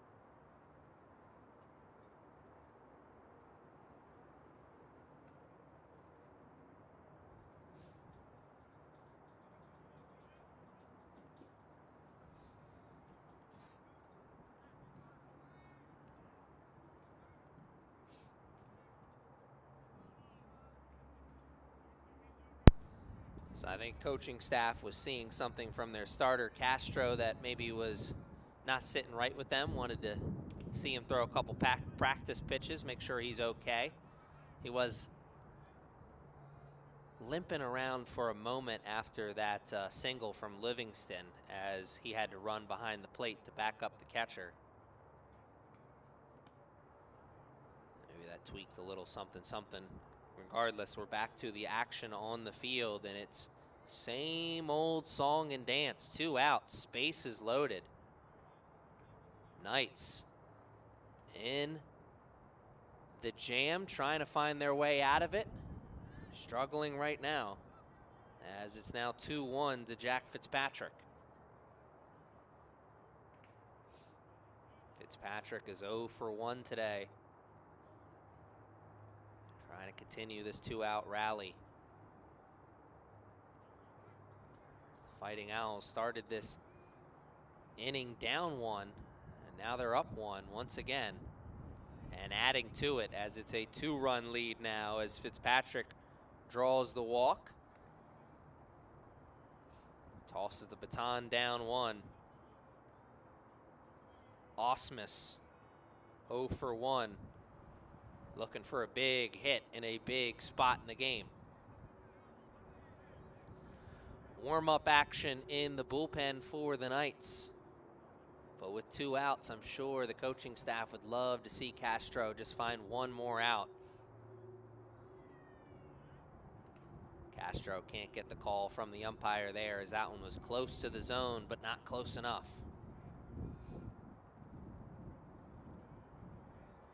Osmus, bases loaded for a lefty-righty matchup. And Vargas wants a new ball. Why not? 2 straight balls. Let's bring in some new mojo. Castro trying to find the mojo here. 2-0 pitch. Makes it 2-1 as he gets a big swing and a miss. Pretty pitch out of the hand of Castro. Can he get another one?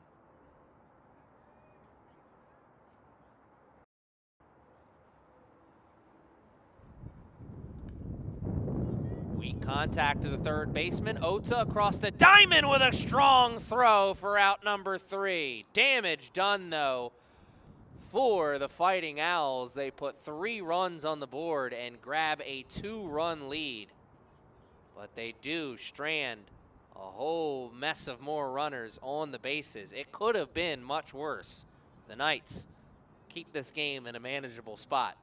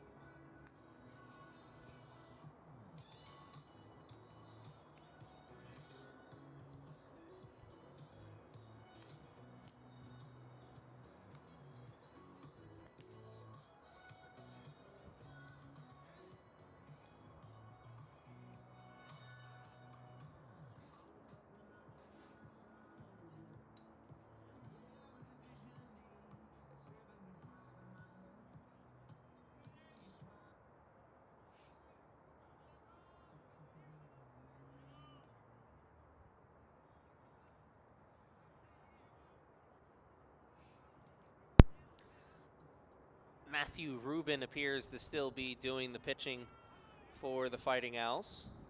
It's Diego Garcia leading off the bottom of the second. Two-run Fighting Owls lead as they put 3 runs up in the bottom of the second, or top of the second, excuse me. Grabbing the lead once again against this Knights team. Garcia, what a dive out in right field, but it's off the end of the glove. Garcia's looking too, and he's staying there, standing up as he ropes a double into right field. What an effort by the right fielder for the Fighting Owls. Full extension like Superman on the dive. Hankins just couldn't get to it in time. And it's a leadoff double for the Knights as they are looking to come roaring back here. Evan McCray. Garcia got himself on. Can McCray get him over? And you see him showing bunt. That's the idea. They'll live with a productive out here for sure. As it is 5-6-7.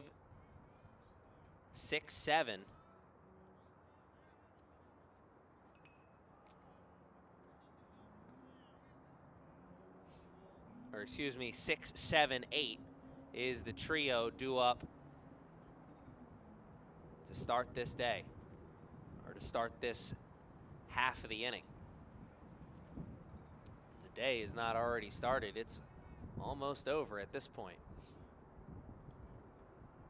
Already 1 full game in and getting close to 2 innings into game number 2. As that one takes a bad bounce off the bat of McCray and just goes foul. As he looked like he had gotten the sacrifice down. Instead now, I believe, down to his last strike.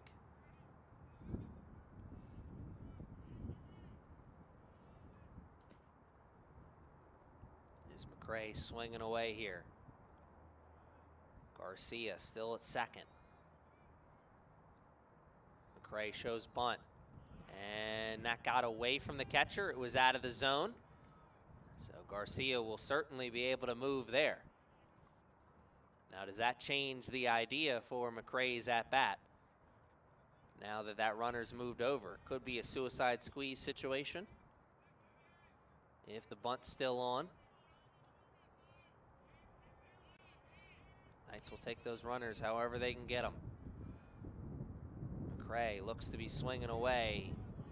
And he's got a good eye on that one, as that was very, very close to the letters. Staying alive. Looking for something he can elevate. And he will put that one out of play. Now certainly down to his last strike.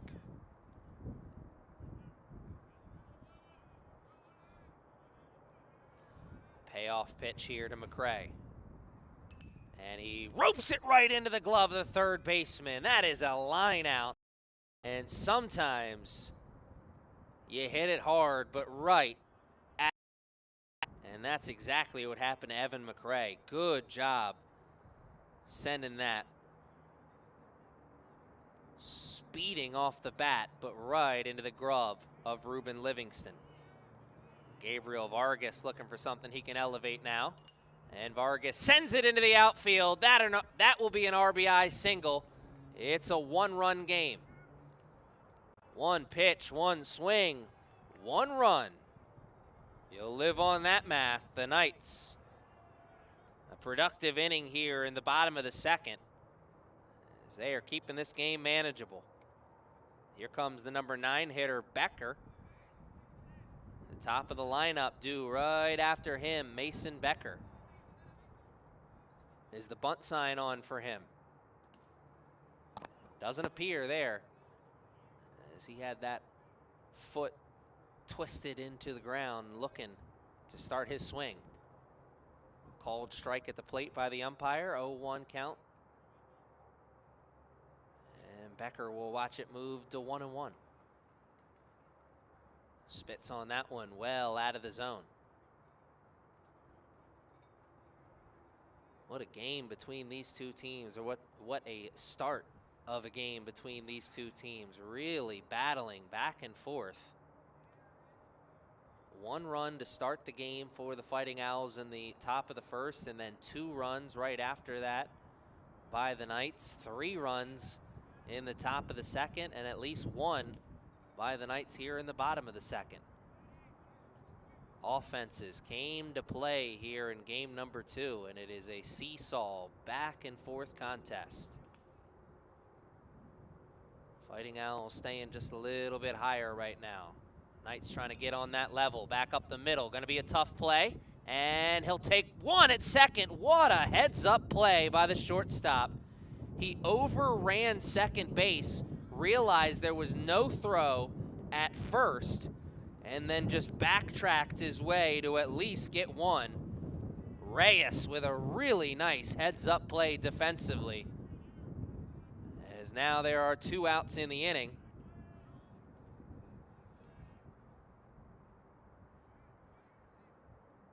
Or 1 out in the inning. No, yeah, 2 outs. I forgot McCray lined out to third. 2 outs in the inning. And 1 run on. The Knights still down, but they have made up a little bit of room here in the second. Hoping for the top of the lineup to make up some more room. Maxwell Urena, leadoff man, walked in his first AB, and he will be hitting with a runner in scoring position in his second AB. As Beckner able to steal second. And the throw just away from the second baseline. He got a good break to begin with, but the throw not being there on the bag made it sure there was no play. So a runner in scoring position for the second time in this inning for the Knights, and they're looking to capitalize. Vargas had an RBI single. Can Maxwell Urena find one of his own? Speedy runner at second, moving on contact. That towards the foul line and into the glove of the first baseman for out number 3. But it is 4 straight frames with at least 1 run coming across the board for these 2 teams. The offenses are hot to start in the first 2 innings. Will that trend continue as the third is just minutes away?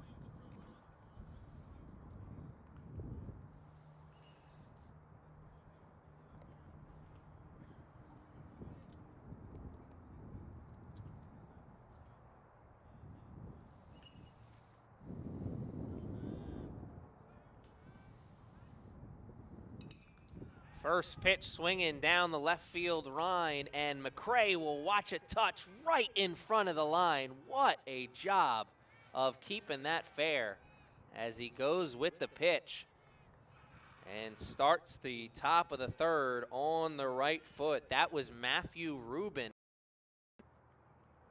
roping a double down the left field line, and it doesn't get much closer than that to being a foul ball. Oh, so close as McCray tracked it all the way.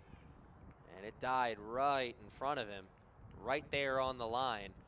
And it's a double to start things, and that will chase the starter from the game and bring in the game's first reliever for the Knights. So it's one pitch, and we'll see you later, as we're going to take another quick break and tell you about number one when we come back.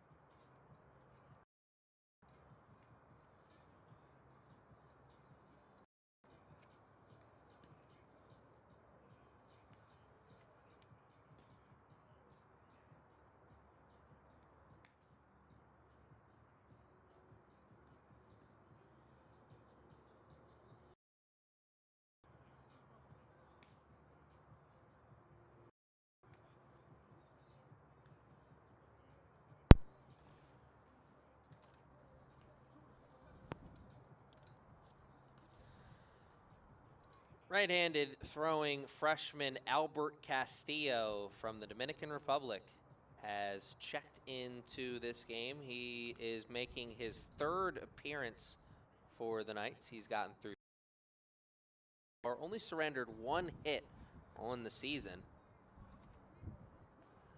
Small sample size, but a strong start to his collegiate career. Albert start things, and this is one-run game once again, as the Knights were able to play a little bit of catch-up in the bottom of the second. They turned the two-run lead that the Owls were able to create in the top of the second into a one-run lead. And now they've got somebody over at first, as Parsons got the mid on it, but could not scoop it out of the dirt, as Arena had to make a quick throw to try and gun the speedy runner. Tough break for the Knights. They had it, and then they lost it.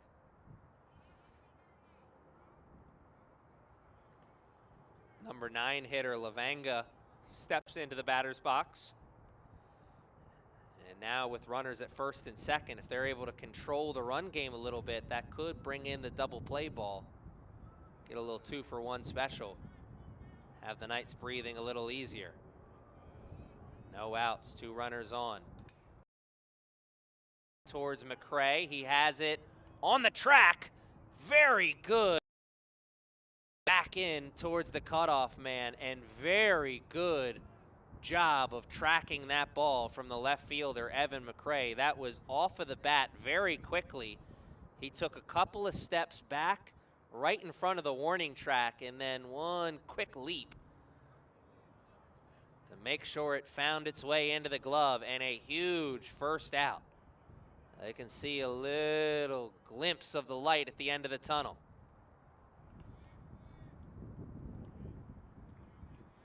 And that's a balk. Everyone will move up one. Castillo can't believe it. And now they're adjusting a little bit all around the field. The middle of the infield will come in to try and gun the runner at the plate. And the outfield adjusts for the right-handed hitter at the plate. Castillo's got a battle in front of him. Swing and a miss.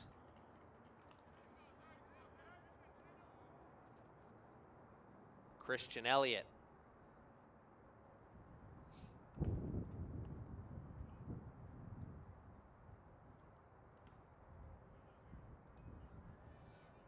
The leadoff man in the lineup for the Fighting Owls in Game 2. Waits for the pitch, Castillo.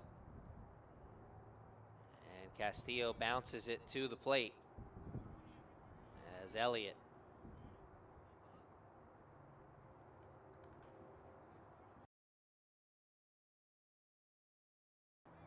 Elliott, excuse me, not the leadoff man. He's actually pinch hitting for the leadoff man as the Fighting Owls looking to move and use the entire lineup and capitalize on this opportunity in front of them.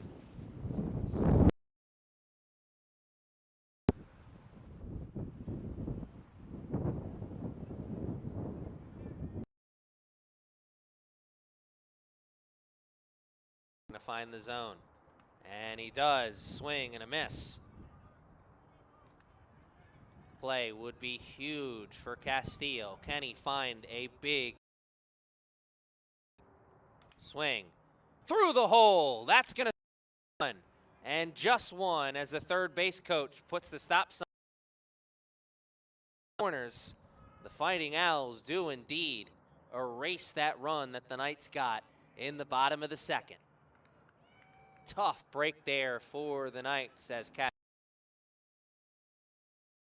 Ota and Arena were right there, but it was hit just hard enough to find its way into the outfield. An RBI for Elliott in the pinch hit situation.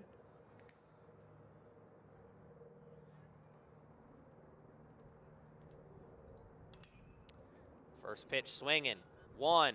And just one, is it? No, they don't get one. It gets away from Arena. Another run scores. A tough break once again for the Knights as Reyes looked like he had potentially given the Knights that double play ball that they desperately wanted. And well, it just didn't work out the way they thought it was. Most things here today at the office have not gone the way they thought they were going to go.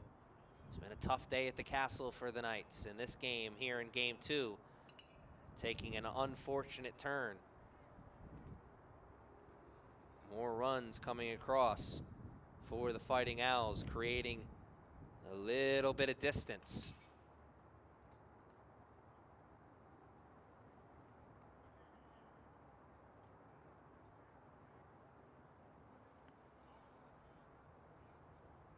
Runners at the corners with one out. Top of the third. Middle of the infield still at double play depth. And the catcher Vargas does a good job of keeping that in front of him.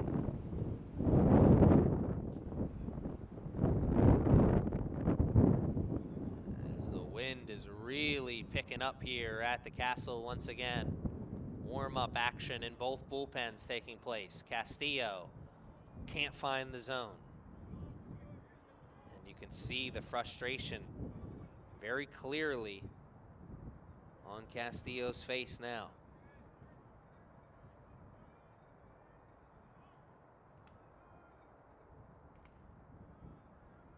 Again, cannot find the zone, and now the bases are loaded. 5-3 game with the bases loaded.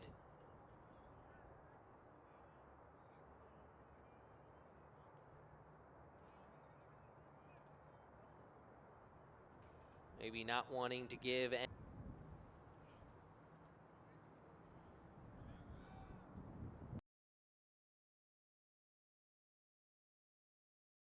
Excuse me, it's a 6-3 game.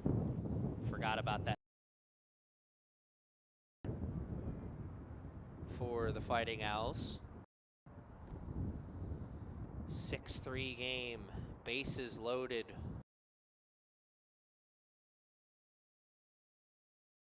One with one swing of the bat.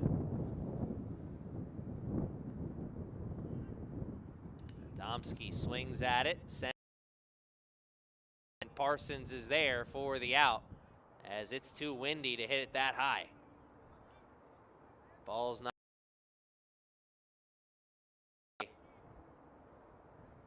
Not that it was going to carry on a soft one like that, but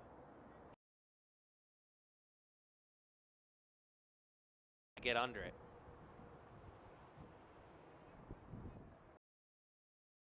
Second out in the inning as some damage done, but still just 2 runs have come across the board for the Fighting Owls. It feels like so much more. Knights had just gotten it to a one-run game. It's still a very manageable spot in this game and a super. And out of the jam on the weak contact. A huge job. Castillo coming into the game in a tough spot, but holding the Fighting Owls right where they are. They grabbed a 3-run lead, but the Knights' offense has been hot to start. Can they stay hot? That's the question now.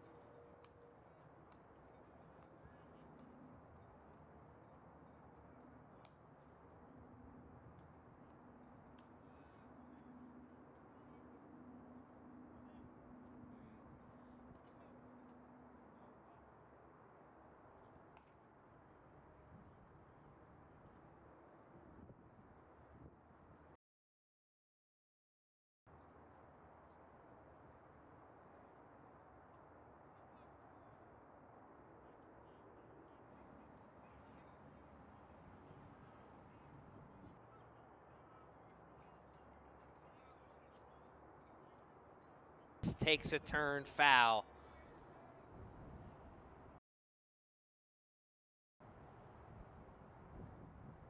As the Knights are trying a 3-run game, soft contact back to the pitcher. And take it himself for out number 1 in the bottom of the 3rd.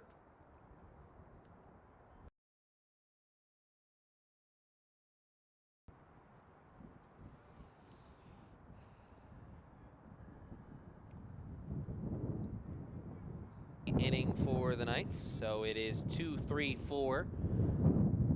Down to Parsons.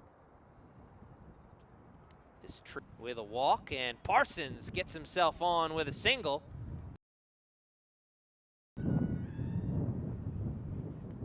Taking a on the comeback trail. They need base runners, and they got one. LRP, I believe, stepping into the batter's box now, and indeed it is. Bozo Rodriguez.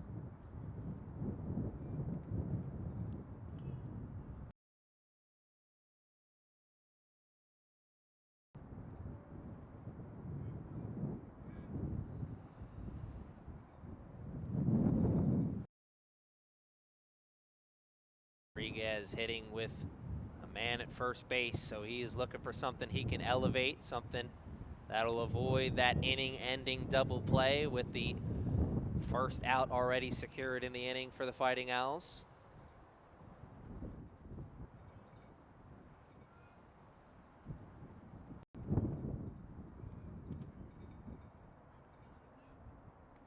And that one is on the outside portion of the zone as we have some dark clouds coming in over top of us here at the castle. We had some light rain a moment ago. Hopefully there's not some more rain coming in, as I don't know what the forecast has for later in the day. We've been dealing with the wind. cold weather from the word go, but some rain could certainly change things here. Rodriguez staying alive.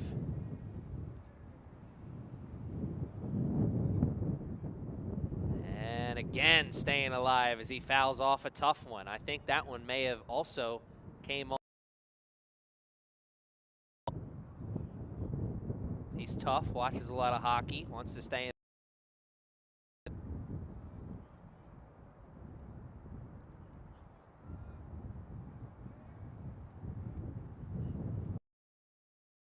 Going down on strikes on the next pitch, as that was a beauty out of the hand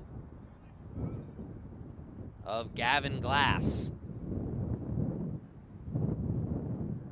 Gavin Glass came in as we were expecting relievers to take over at some point sooner rather than later for this Fighting Owls team, as they had the bullpen working early, even with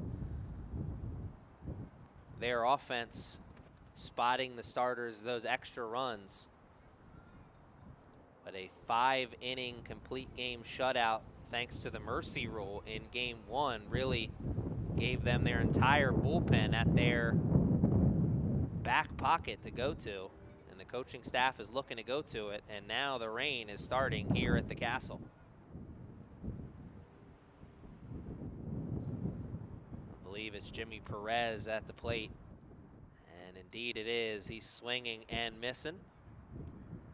Well, not missing at all. I think he got a little piece of that ball as he heard some sound.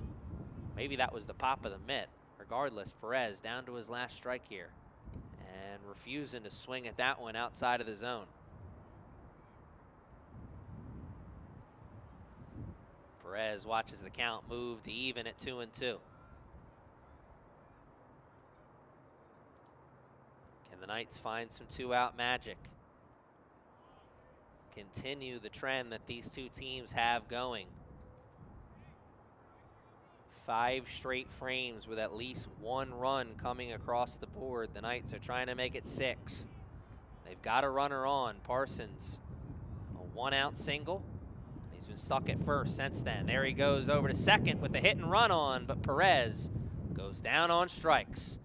2 straight Ks for Glass to shut the door after the Parsons single. And our first 0 put on the board for these two teams. And it comes in the bottom of the 3rd, and with the Fighting Owls up 3.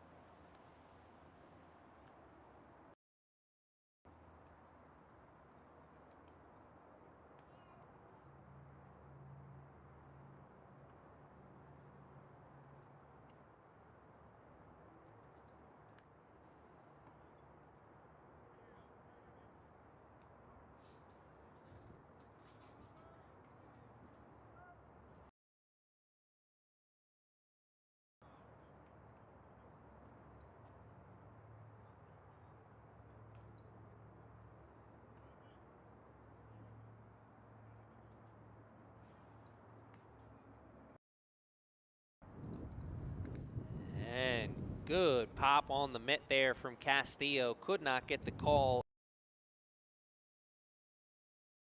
And James Osmus will start with the 1-0 count. And he'll move it to 1-1. Fouls it into the mitt of Vargas. Knights are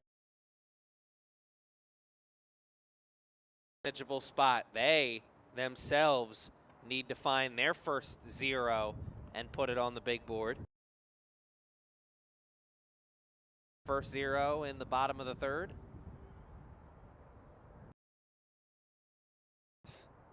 The sandwich inning has arrived here.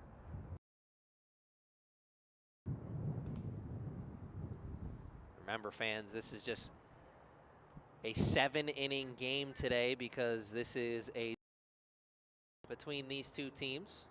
We only played 5 in game 1. So we're looking to get a couple extra innings, make up for the lost time here in game 2.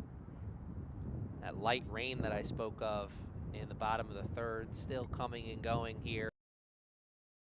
Dark clouds have passed, so maybe just a quick shower.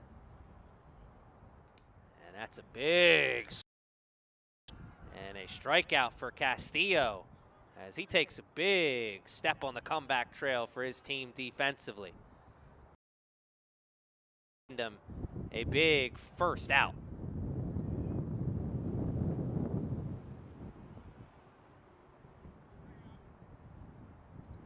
Gavin Glass into the batter's box as all the pitchers will be hitting today for the Fighting Owls as the starter.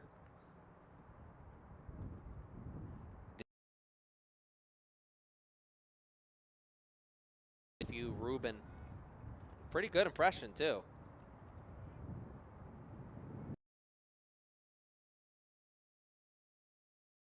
Some outs for his boys. And there's a for Castillo as that one sent for a ride deep into the outfield, but certainly not deep enough. As it's 2 outs in the top of the 4th. The Knights looking for that 0, trying to close the door on the top half of the 4th. Jason Hankins over. Fighting Owls have been very comfortable hitting with 2 outs, creating offense with 2 outs. Can they do it again? Slam the door. Roll that momentum into the batter's box for his boys.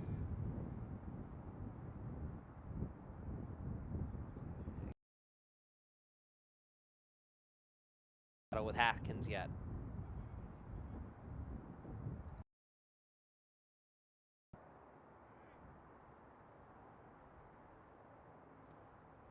Good frame job behind the plate. The umpire. Castillo in danger of losing him and missing out on this opportunity for the 1-2-3. Has to come into the zone and does. Get me over pitch. Continue. One more pitch. Castillo, can he come in the zone again?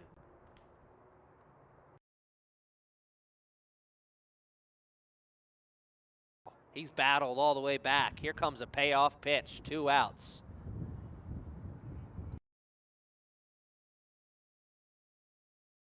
Hands to their feet here at the Castle. Payoff pitch, Castillo.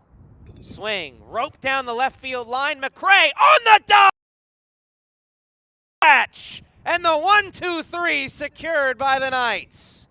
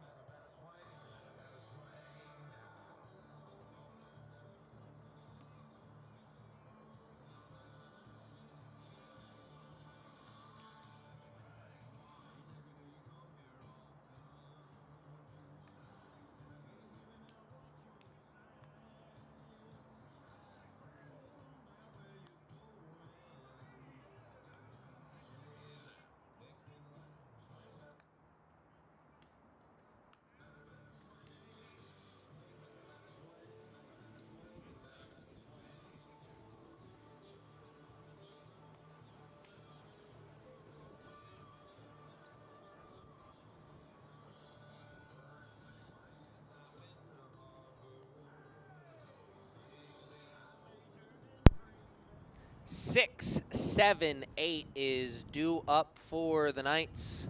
It's a 3-run game, and we are in the sandwich inning, the 4th. We're only playing 7, so the last 3 frames right around the corner for this Knights offense, and they do not want to leave the game of catch-up all to the end of the game. Can they take a step on the comeback trail right here? They got a huge play defensively.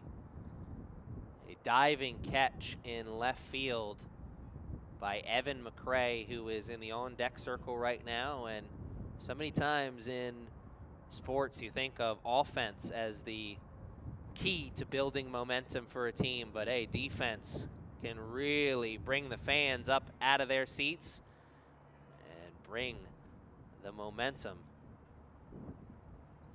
onto the side of the other team. Can that be a game-changing moment for the Knights? Well, stick around with us and find out. We should have a good one. Well, we've already got a good one.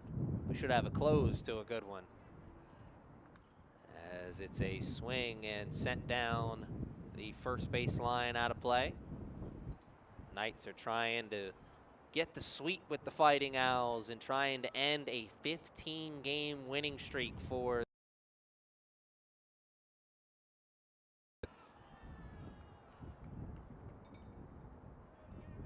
no love lost between the Fighting Owls and the Knights when they get together on the turf, on the hardwood, or on the diamond.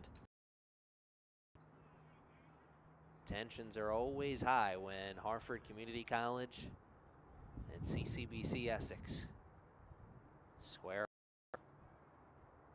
Today has been no exception. These two teams came with a much different agenda, swinging and going back and forth in this game, staying very manageable with the two offenses getting some runs and no one really creating that much distance.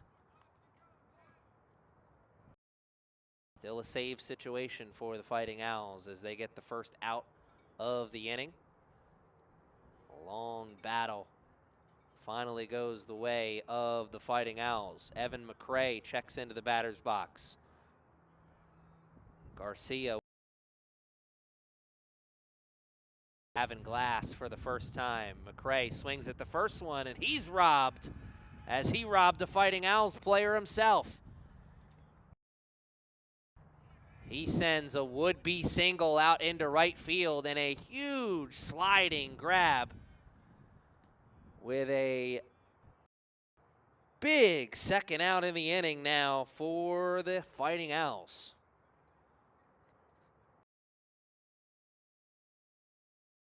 Or attempted to make a diving play earlier in the game that just nicked off his glove. This time it hangs up in the air just long enough for him to slide under and make the catch.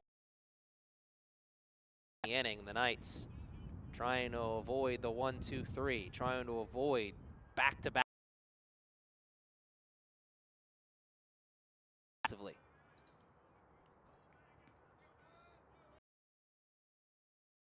Batter from both dugouts, but a lot more from the Fighting Owls dugout as they're in control on the base.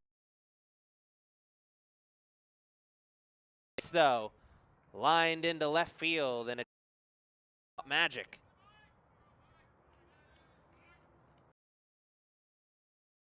Nice day swinging the stick. He is 2 for 2 with an RBI.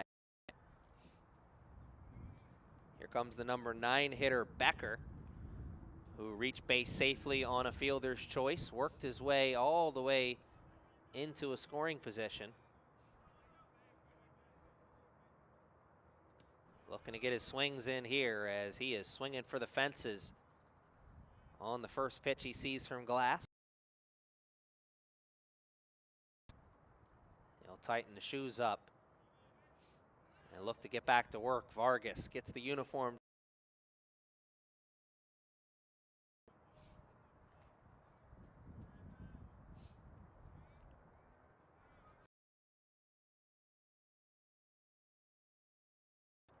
In a big spot. Can he get himself on with 2 outs?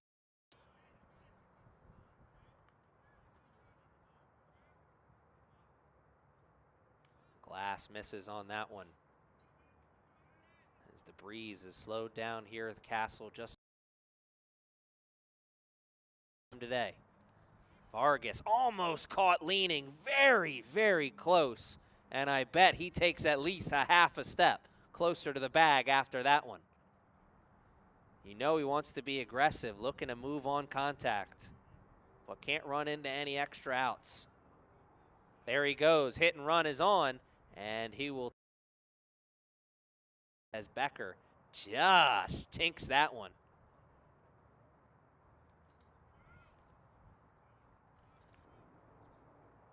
And not just 2 strikes, but 2 outs as well.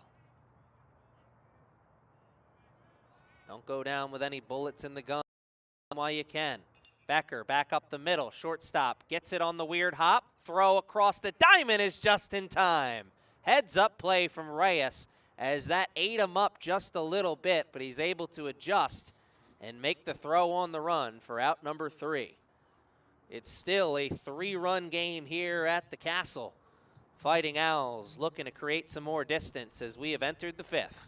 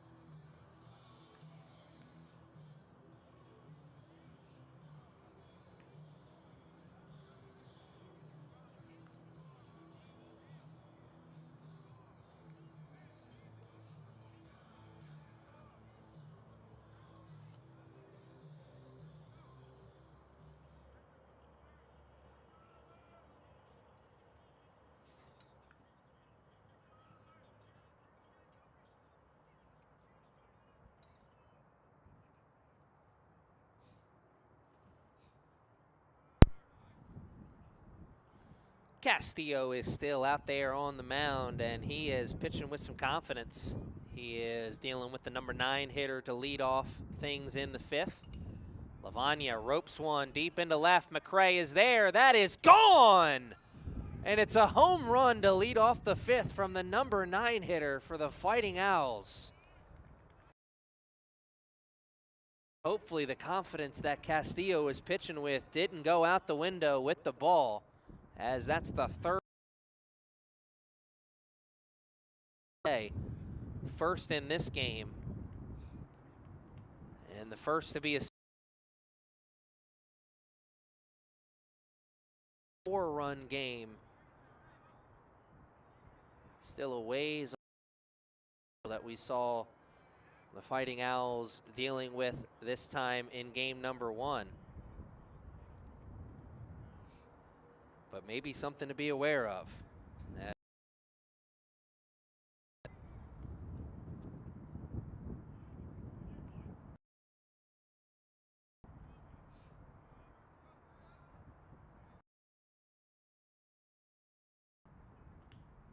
Coming in towards the inner portion of the plate there, missing. And it's a 2-0 start to the leadoff in the lineup, Christian Elliott. He's acting as the leadoff man now. He was a pinch hitter. Had an RBI single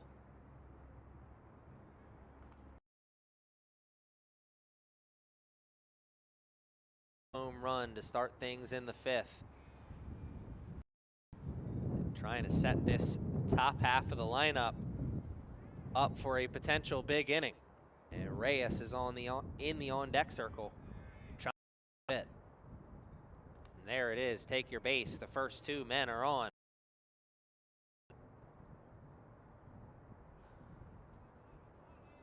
It's a tough start to the 5th, and it could be all we see from Castillo. And as here comes the coaching staff, and here comes the change at pitcher. It's somebody else's job to keep this game in a manageable spot, as it's starting to look like it's going to get away from the Knights. It's a 4-run game right now, 7-3. And no outs and a runner on first.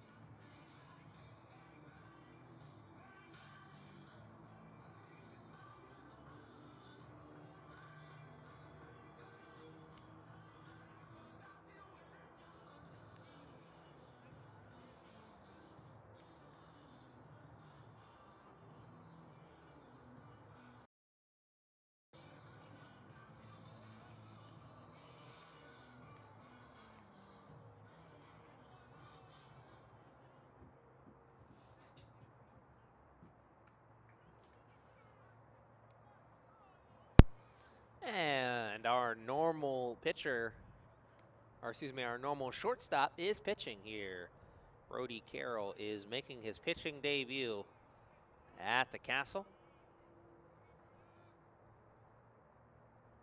Taking over, throwing the rock with no outs and a runner at first. And a leash that's probably not too long, as there's already some bullpen action. We heard some whispers of a potential bullpen day for the Knights, and well, they really meant it. As not only are they going to the bullpen, they're bringing in someone who's pitching for the first time at the collegiate level. I'm sure Carroll pitched at some point in high school. Oh, and he caught it on the sideline, but he didn't have the right uniform on. I mean, he's got the right uniform on if you're a Knights fan. It just, he's wearing blue instead of white today. So he's on the sidelines and not in the starting 9. So that's not an out. But he did get himself some style points with the boys. Some changes out over on the field as Urena is still at short, but now Ota has moved over to second and Castillo has taken over at third. So some changes all over the diamond. And that's a big sigh of relief. First out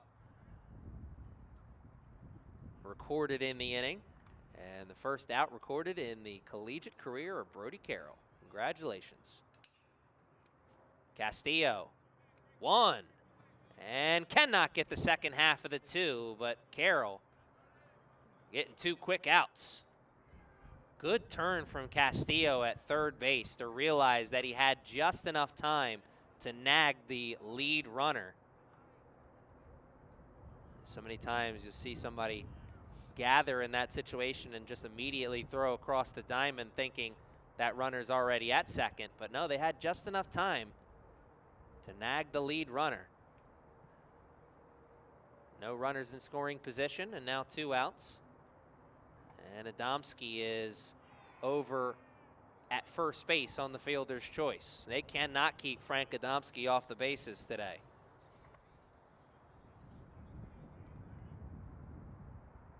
Ruben Livingston 1 for 2.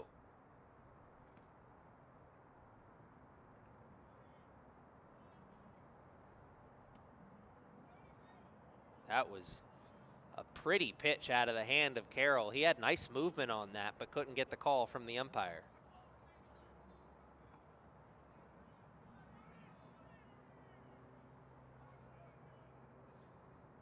Definitely no call from the umpire coming that time around as that bounces to the plate.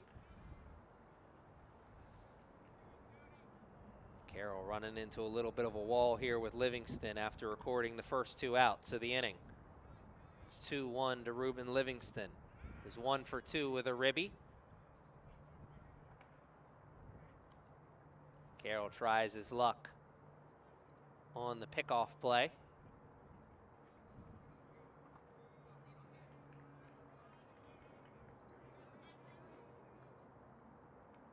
And good job by Vargas of bouncing that one off the chest and keeping it in front of him. Adamski has no opportunity to move on the pass ball.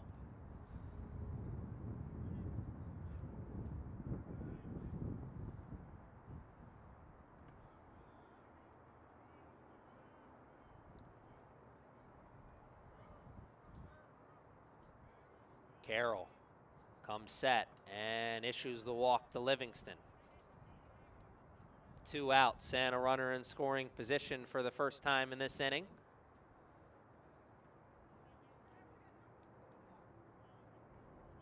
Funny, after they already scored 1 run, but that was on the solo shot.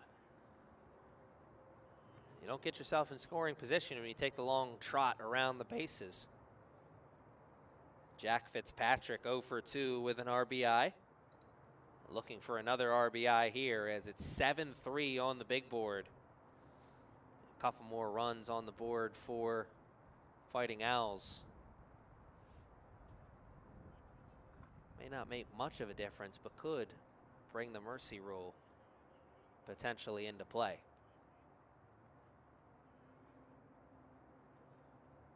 Knight's offense was hot to start this game. 3 runs in the first 2 innings.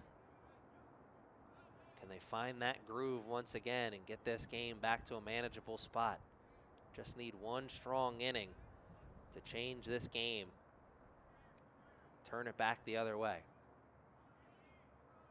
Trying to slam the door and limit the damage in this inning. And they can't get the 0, but they can hold it to a 1. That would feel like a mini victory. Of course, there really are no mini victories. There's just winners and losers at the end of the game, and opportunities to learn at the end of all of that.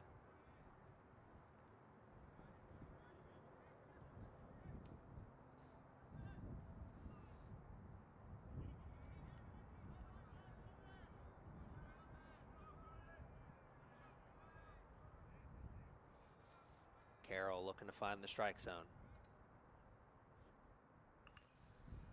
Up the elevator shaft and out of play.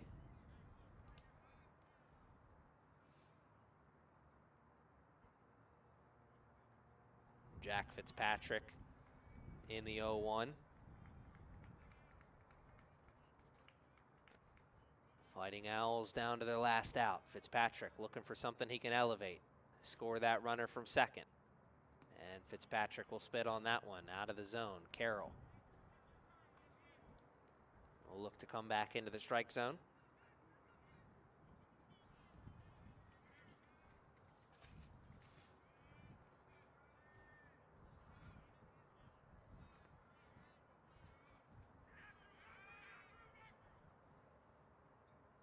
Carroll misses on the outside again, struggling to find the zone in these last two ABs. He issued a walk to Livingston, in danger of potentially issuing a walk to Fitzpatrick. Fitzpatrick's got the advantage. Can Carroll get it back to even at 2? And he's missing everything on the outside. And that is 2 walks issued by Carroll.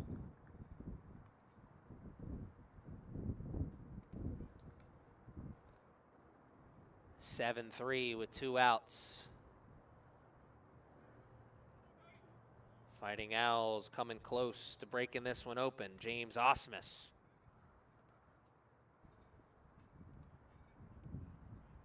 Hitting with the bases loaded. Osmus brushed off the plate just a little bit, but Carroll's missed on more than a few in a row.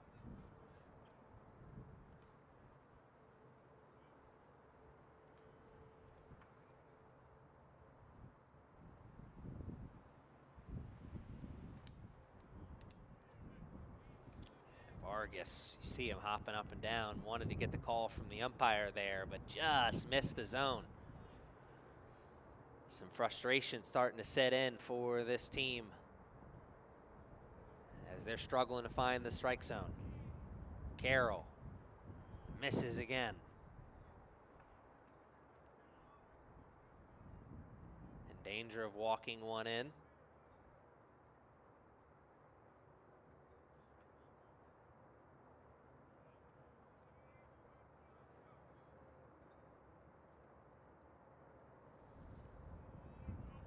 There will bring in another run for the Fighting Owls.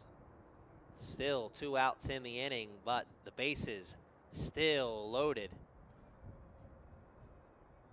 This Fighting Owls team waiting for the Knights to come into the strike zone. 8-3 now on the big board.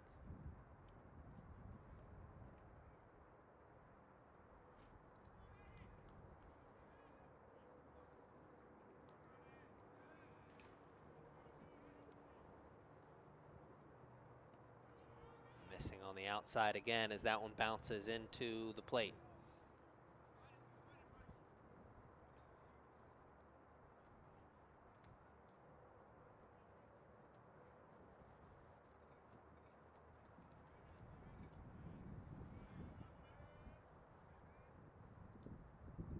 Carroll.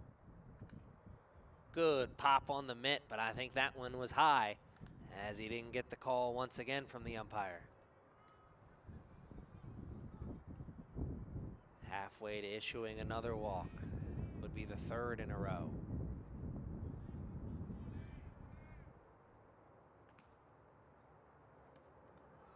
And there's a strike called at the plate from Carroll.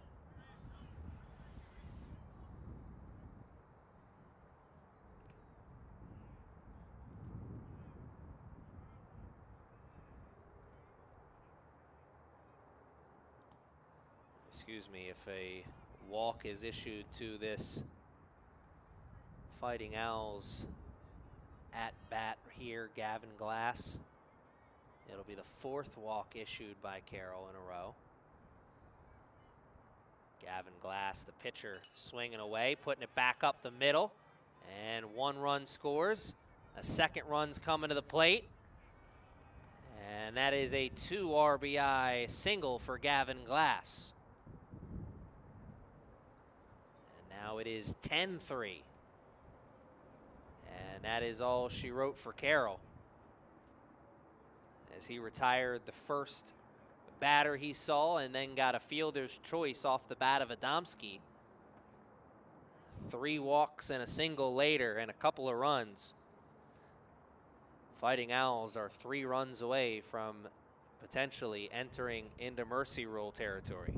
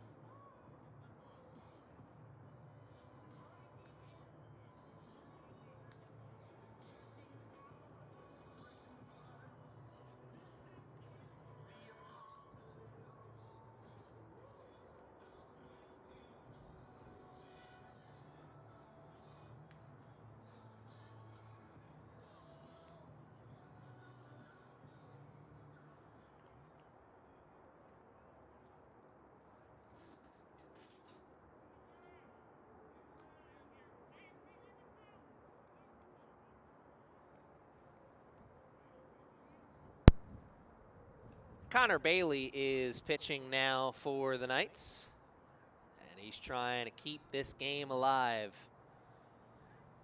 and trying to keep the fans from going home early in this one. We only got through 5 innings in game number 1, and here in game 2, it's taking a turn that's starting to look like we may only get through 5 here today. Jason Hankins is at the plate, and he is choice, and that will ensure that we see at least one more inning here in this one. Mercy rule not coming into play just yet, though. A whole mess of runs being put on the big board once again for the Fighting Owls, as it is a tough day for the Knights. Can they find a big offensive inning to maybe change things, as it's 10-3 right now?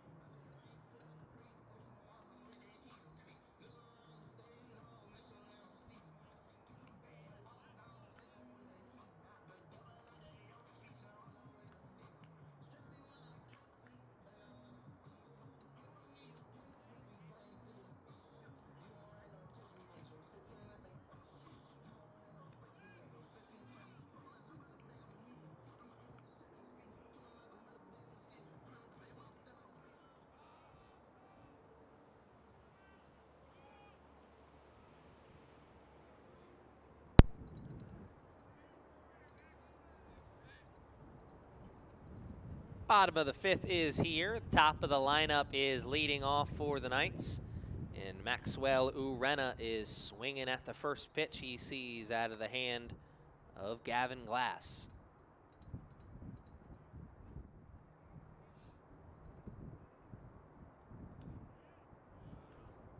Maxwell Urena 0 for 1 here today.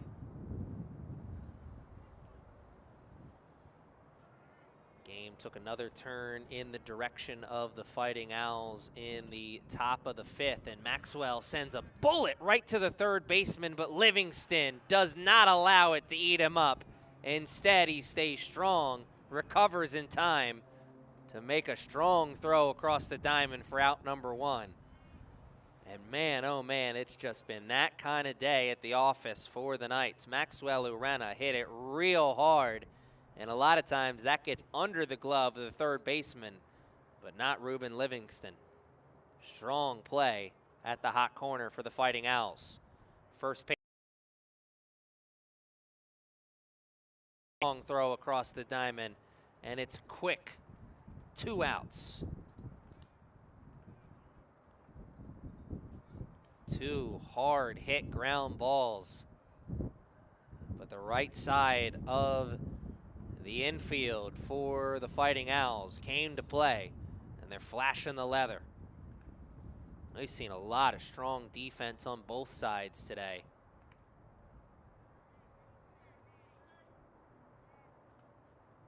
And the issue is, there's only been so many innings where this game has been competitive and in a manageable spot. We started with these two teams going back and forth, but pretty quickly, the Fighting Owls were able to create some distance and then really break things open in that last inning. Big swing and a miss as the Knights are down to their last out. Jack Chase trying to keep hope alive in the 5th. he's making sure that everybody in that Fighting Owls dugout is awake and watching the game. That was a headshot.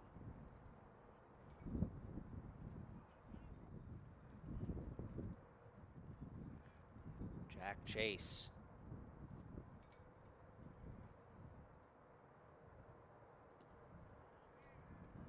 Avoiding the junk on the inside portion of the plate. Payoff pitch coming up to Mr. Chase. Chase tinks one off the plate, and in the cage behind him, he's earned the right to see one more. Can he do something with it? Can he straighten it out? Can he give his boys a chance? And it's a swing and a miss as Chase is the one on the outside portion of the zone. A quick 1, 2, 3, and a 0 on the board. Fighting Owls in full control as we enter the 6th.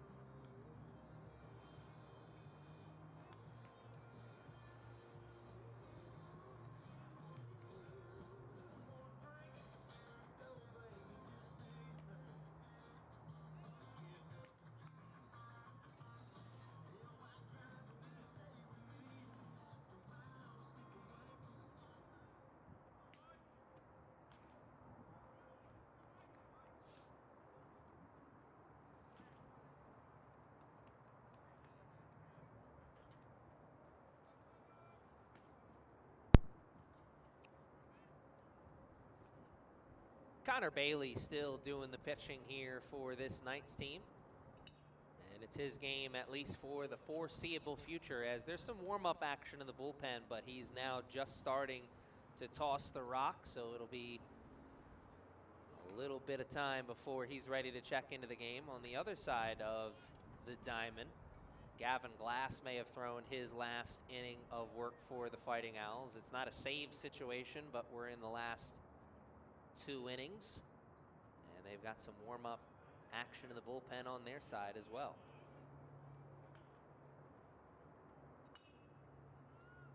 Fighting Owls. What a play by Chase as it catches up in the wind and holds up for him just long enough to make a web gem of a catch. Chase was running around like a chicken with his head cut off, but somehow stumbled into that out. Full extension dive from the first baseman. And sometimes even the losers get lucky. And this game hasn't gone the Knights' way, and they're down big on the board, but getting one to break their way, getting a big first out in the 6th. What a pitch from Bailey. Oh man, I wish we had ball tracking information at the JUCO level, because I'd love to see the amount of break that he had on that one. Elliott gets through the third baseman. Tough break there for the Knights after getting a web gem to start the 6th. It's not the same story on the second go-round. Hot corner flaming right now, and with a little bit of a hole in it.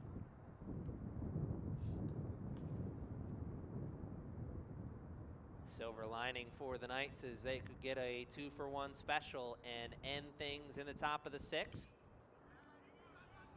That one sent deep into center. Out number 2, quickly getting the ball back into the cutoff man as Beckner makes the catch and secures the out for the Knights. Looking for a big 0 on the board. Excuse me, that's Becker in center field getting the out for the Knights. Frank Adamski 1 for 2 and 2 RBIs already. Looking for a third with that runner at first. Adamski looks at the called strike from Bailey. As the wind is picked up once again here at the Castle, it was a nice, good 10-minute break without any breeze. The storm clouds are rolling around once again as Bailey gets Adamski to chase on the high cheese. And it's not a 1-2-3, but it's a 0 on the board for Bailey.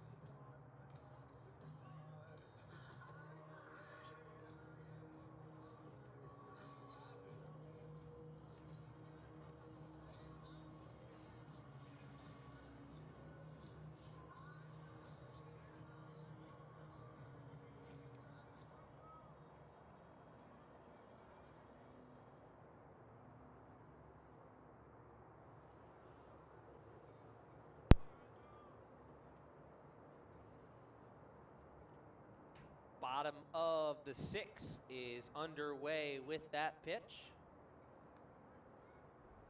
Gavin Glass is still out there tossing the rock. He's thrown 36 pitches so far. He's dealing with LRP right now. Lorenzo Rodriguez Pozo is 0 for 2 with an RBI and a K.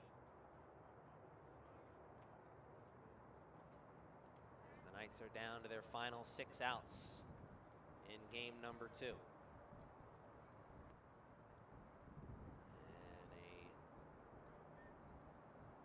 a clear move of frustration from the catcher there as that bounced in and may have hit him in a sensitive area.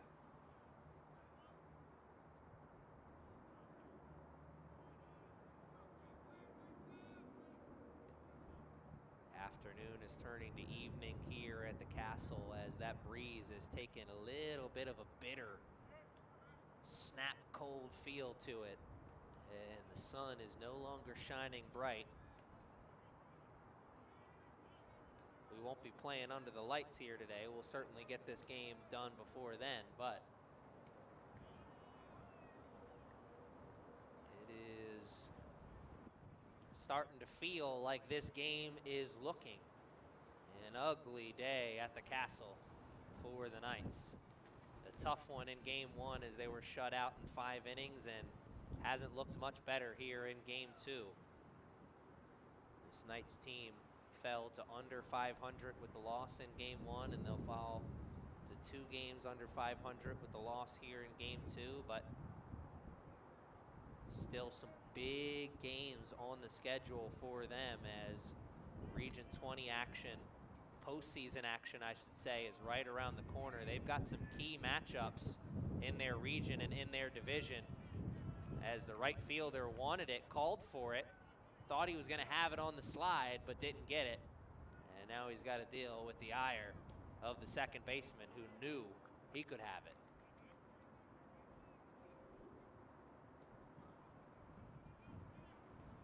We were playing with wooden bats. That would have been a broken bat single. Instead, it's a blooper that finds Bermuda's triangle. And it's a leadoff man on the base for the Knights here in the bottom of the 6th.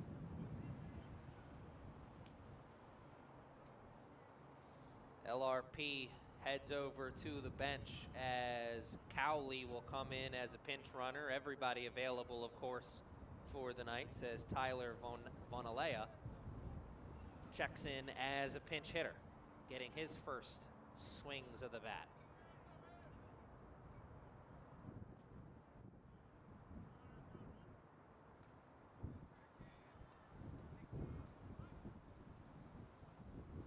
That one bounces to the plate, gives Cowley more than enough time to get in safely, standing at second. Some warm-up action in the bullpen on both sides now as the Knights started with action.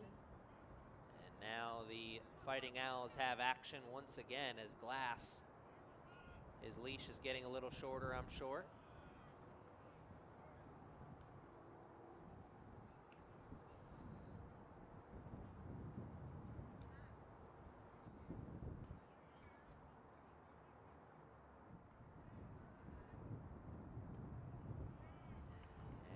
First 2 batters reach base safely for the Knights.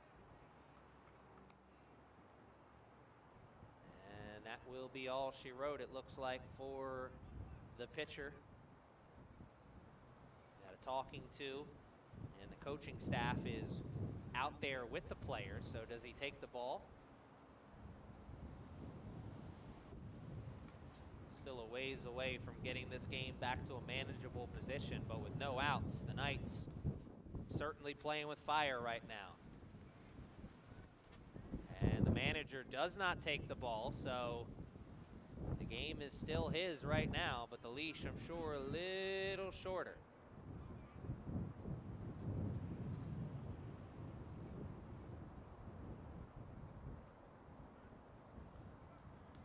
Three on the big board, bottom of the 6th. 2 runners on for the Knights, 1 at first, 1 at second. Lefty-righty matchup as, let's see who that is in the on-deck circle. That's Lauren Guerrera. Guerrera, a second straight pinch hitter for the Knights.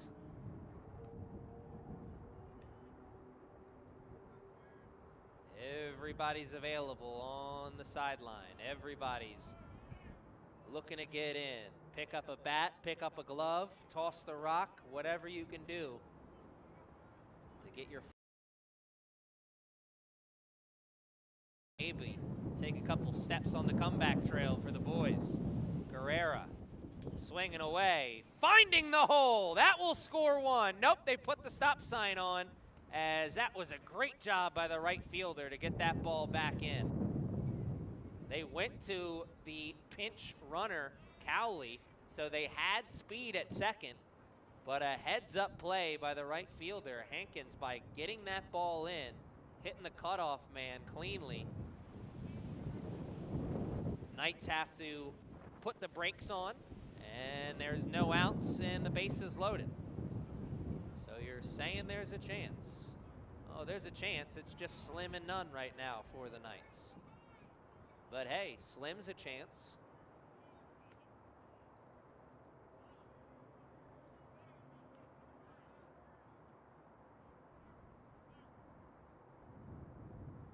Lauren Guerrera got himself on. Evan McCray is looking to get somebody over and in. Evan McCray made a big play defensively in left field, and then he was robbed by the right fielder, Hankins. It's a cruel, cruel game, and it's been a cruel day for this Knights team as they're looking, or at least holding on to hope, trying to avoid the sweep. Still somehow down to their last 6 outs. As the first 3 batters reach base safely, McCray with the soft contact. Everybody's safe. It doesn't matter how you get on and how you bring them in, as long as you do it. And the Knights take one step on the comeback trail right there. Can they take another step? As now Vargas steps into the plate, and he is swinging a hot stick today. 2 for 2 with an RBI already.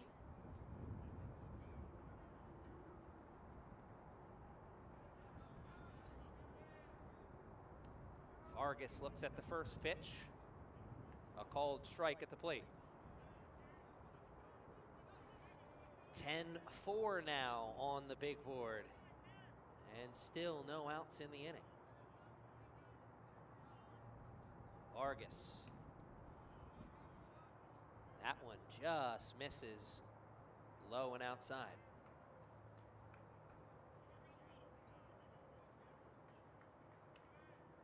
Vargas, one swing of the bat could change this game potentially for the Knights if he's able to find the gap and score 2. You got the speedy runner at first, McCray, who would maybe think to go first and third to that situation. All potential, all what could be. Vargas is chased off the plate just a bit. The moment continues to build here in the bottom of the 6th. Knights knocking on opportunity's door. Can they knock it down?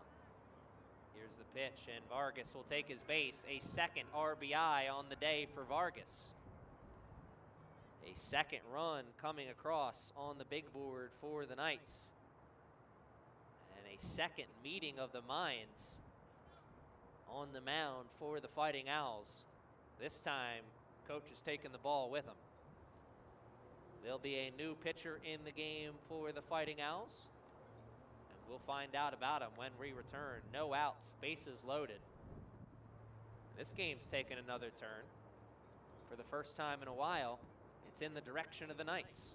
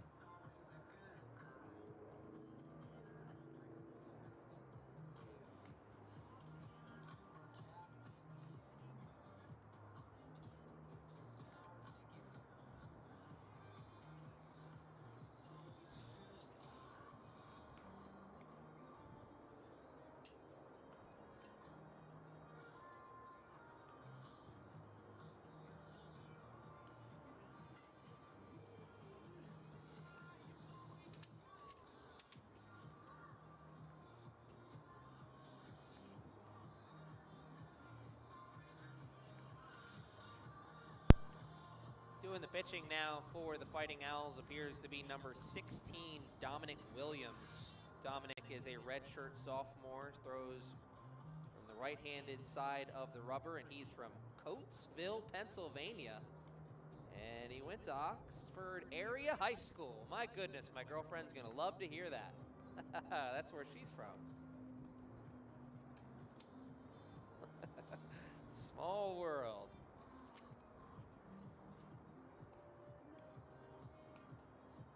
Dominic Williams has a 3.1 ERA on the season. He's making his 10th appearance on the season.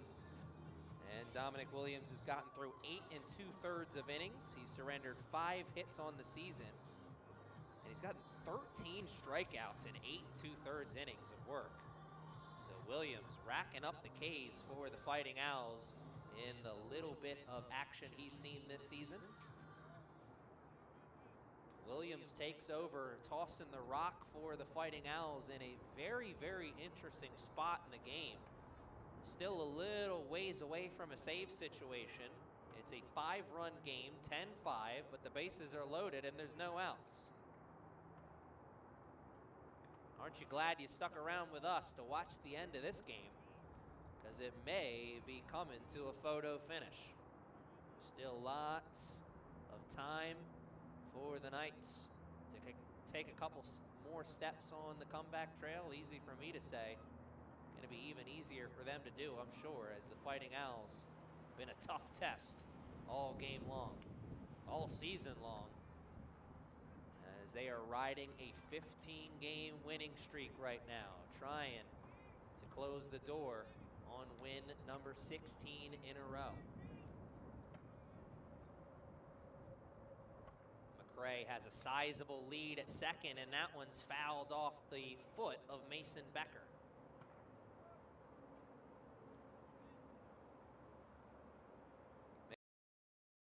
Final strike, it's a 1-2 count at the plate. Becker is 0 for 2, and he's hitting from the number 9 spot, so the top of the lineup is corner in a big spot here for the Knights. If Becker can avoid going down on the 2-for-1 special. Center of the infield is at double play depth, and even the third baseman is a little bit off the grass, ready to take a 2-for-1 special wherever they can get it as the bases are loaded. Becker spits on that one as it's outside of the zone. It started outside and finished even further outside. Does Williams look to grab the outside portion of the strike zone again? Or does he come inside? 2-2. He does come inside and he hits him. Another run comes.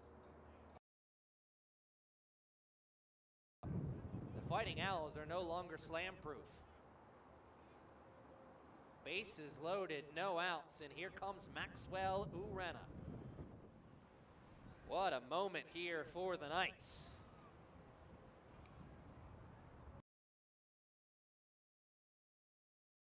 In front of us, the song and dance. Knights. Much ground for them to make up. They need almost everything to go their way.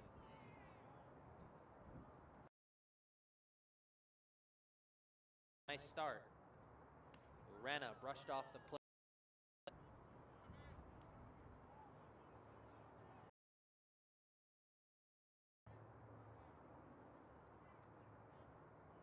It's a 2-0 count to the leadoff man in the line. 2, searching for his first hit. And he won't find it on that pitch. I think he was calling for time, maybe, as we saw a little bit of movement just before the pitch. Regardless, battle continues. Bases loaded, no outs. And Urena may have had the take sign on there. And indeed he did, I think. 3-1 now. Take signs off now, I'm sure. Swinging away, hands started to come forward, but the barrel did not follow. Williams, I think, just blew that one by him. And here comes a payoff pitch. No outs, bases loaded. Back up the middle, and that gets through. 1 run scores. Here comes a second, and he puts the brakes on at the last second. Everybody moves up 1. Maxwell Urena. An RBI single with 2 strikes on him. Oh, my goodness. What a game. The tying run is on base at first now. The Knights are walking the comeback trail and doing it with confidence. They've got the tying run on, and no outs in the inning. Swinging at the first pitch, and a big pop on the mitt from Williams there. Otto watched Maxwell Urena get his first hit of the day. Can he get his first hit right here? Swinging at the second pitch, soft contact off the glove of the pitcher, and everybody's safe. Oh my goodness, when it rains, it pours. And right now, things are raining on the Fighting Owls.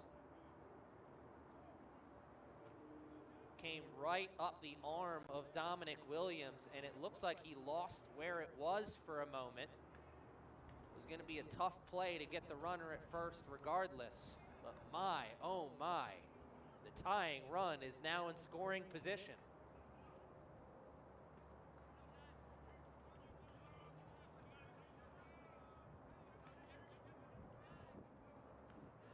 We're a long way away from thinking about the mercy rule. We were thinking about it at one point. The Knights walking the comeback trail. No outs. Tying run at second. Go-ahead run at first.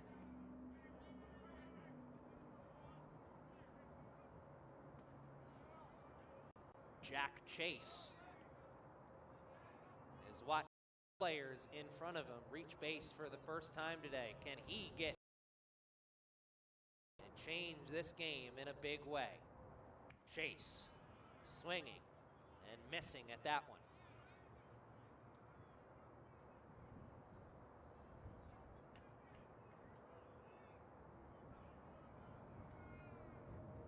Jack Chase waits for the pitch, back up the middle, and that's one.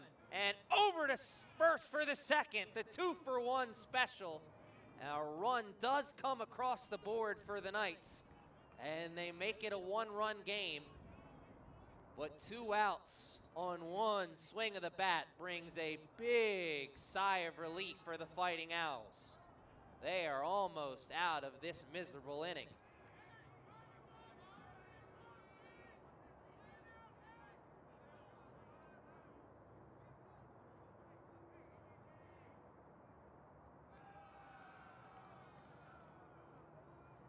Knights have the tying run 90 feet away. Solelli is in the batter's box right now.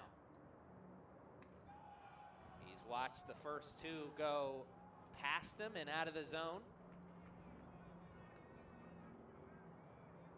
Knights are down to their final out here in the bottom of the 6th. They have made up a lot of ground, but they've got one more run they need to get it back to even. They've got that run 90 feet away. Solelli at the plate with a 2-1 count now. Fighting Owls got a huge double play just moments ago, looking for one more out. Throw back to third. That was a little closer than it needed to be, certainly. Battle will resume at the plate, 3-1. Williams does not want to. No, he's coming close to the zone. Solelli will be swinging away, 3-1. And take your.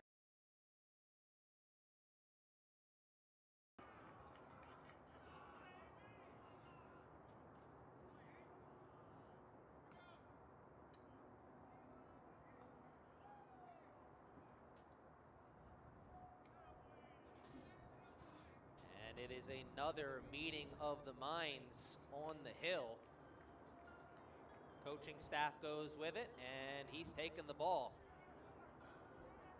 It is a new pitcher once again coming into the game for the Fighting Owls in a brand new ball game. Tying run at third, go-ahead run at first. But now there are 2 outs in the bottom of the 6th.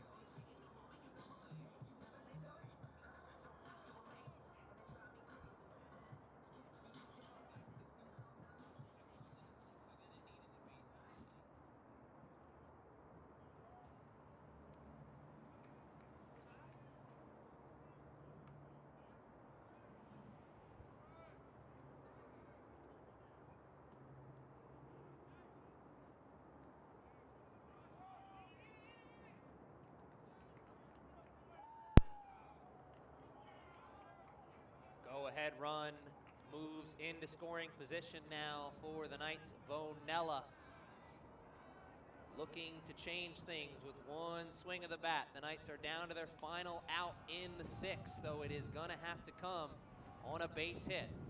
But now a base hit could maybe enter a potential save situation going into the seventh if the Knights can score two on one. Vonella, he's buckled at the plate on a beauty of a pitch. Reliever number 2 checked into the game for the Fighting Owls, and he is looking to slam the door on this comeback effort. Vonella, swing and a miss. He's down to his last strike. 2 outs, 2 men on. The tying run at third, the go-ahead run at second.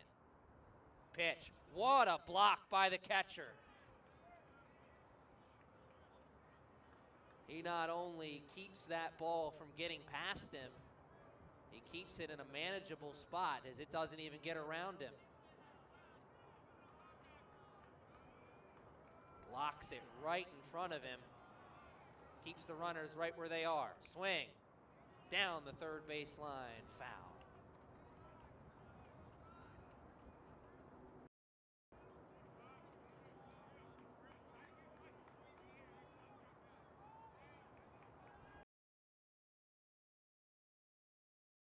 The Knights down to their last out here in the sixth, trying not to wait. Great job by the catcher blocking that ball, keeping it in front of him.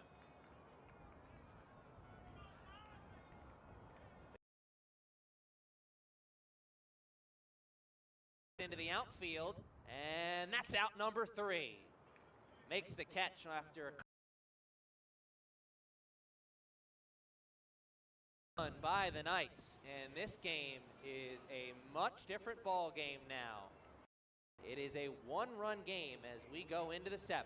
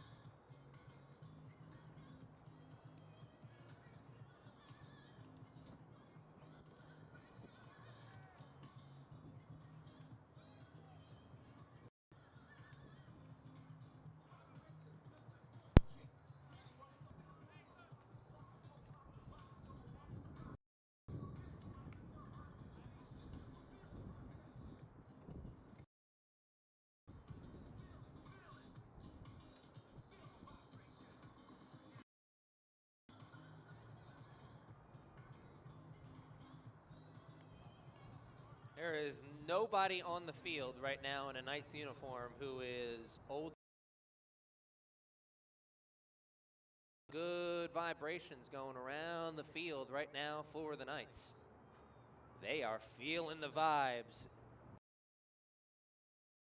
Take one more step. They need the pitching staff to give them another. Zayez's turn. Zayez gets a good pop on the mitt as he brings his first one to the plate. Misses on the out. 10-9 ball game right now in the top of the 7th. Point that the Fighting Owls are going to get this game into a mercy rule situation. Well, we are far from that. Now the Knights are thinking about a potential walk-off situation. They need a 0 defensively.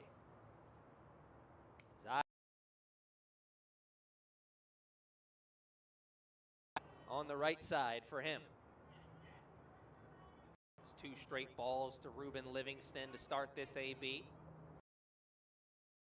Go by, and that brings the count to 3-1.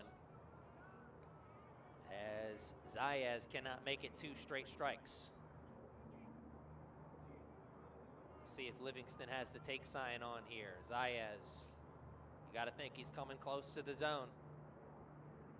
And he can't bring it close enough. It's a walk to start things to Livingston. Now the Knights need a 2-for-1 special. At worst, they need to find a way to control the run game.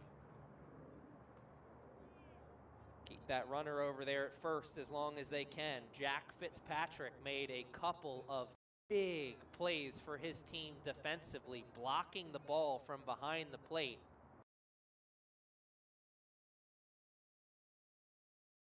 As the Knights had the tying run 90 feet away, a pass ball could have been a disaster.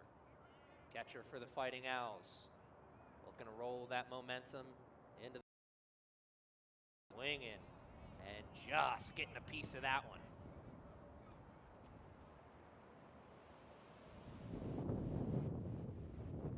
Warm-up action in the bullpen. Zayas's leash is going to be short.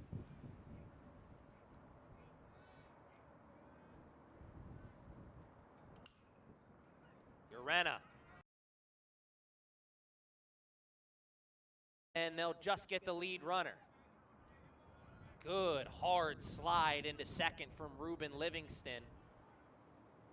Otto, perfect throw over to first to get the speedy runner. So that was probably a heads up. That was good heads up base running. Jack Fitzpatrick reaches first on the fielder's choice. Tosses the baton down to James Osmus. 0 for 3, and nope, James is going to watch someone pinch hit for him. James was 0 for 3 with an RBI and a K, but he was one of 3 players in the lineup for the Fighting Owls not to get a hit in game 1. He'd love to reverse that trend right here. The Knights would love a 2-for-1 special.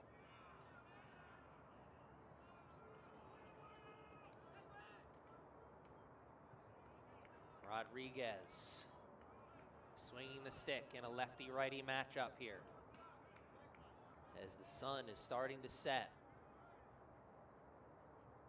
Evening will be turned into night soon. Rodriguez sends one deep into the outfield. McRae is there, catching, quickly throwing the ball into the cutoff man. Bag up. 2 outs in the inning, and the game started this 7th inning. A 1-run game, and then 2 outs later. Oh, mama, you're saying there's a chance. It was slim. Looking a little bit more like 50-50 now. Maybe 60-40. Since the Owls still up 1.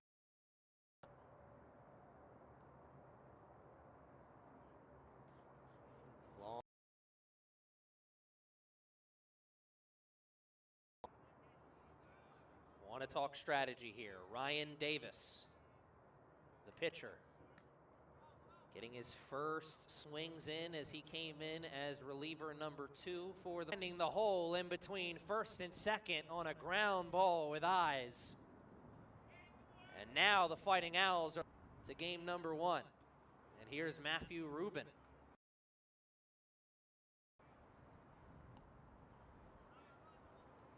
Excuse me, that made a big play defensively for his team out in the outfield and right field. And there is staff and the umpire right now.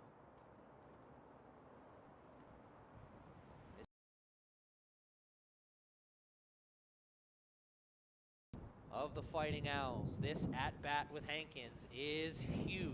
Eduardo Zayas, his back is up against the wall, but that is familiar territory all day long.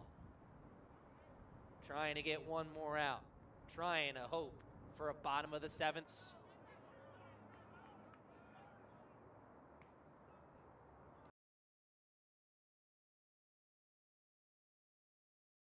Would get the split with the Fighting Owls and end the Fighting Owls winning streak. Can they get it? Hankins create a little bit of distance between the Knights.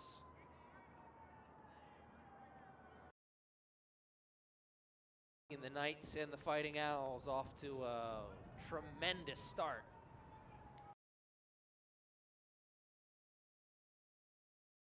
Zayas just clips the bottom portion of the strike zone there. What a pitch.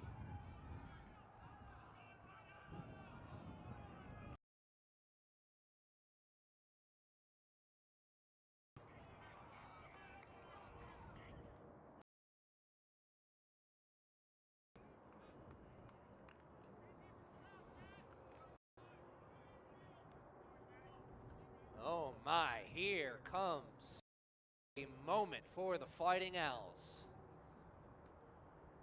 And here comes the coaching staff. And he may take the ball as is some warm-up action in the bullpen for the Knights. Eduardo Zayas got 2 outs in this inning, but he's also loaded the bases. Coach usually makes the over to the bullpen. So this game, and indeed he is.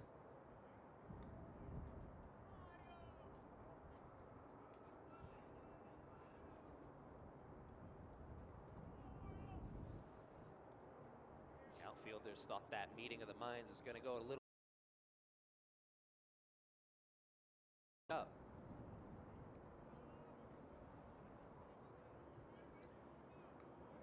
Knights are hoping this game stays a 1-run game a little longer. They need one more out here. They've got 2 outs in the top of the 7th, but the bases are loaded and the Fighting Owls are looking to break this game open once again with one swing of the bat. Lavanga, a solo home run from the number 9 spot. Batting with the bases loaded and 2 outs. He's 1 for 4. A second hit could change this game for good.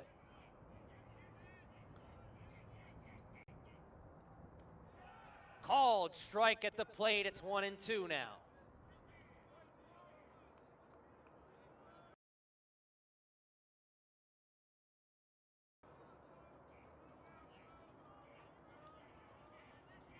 Zayas looking to slam the door.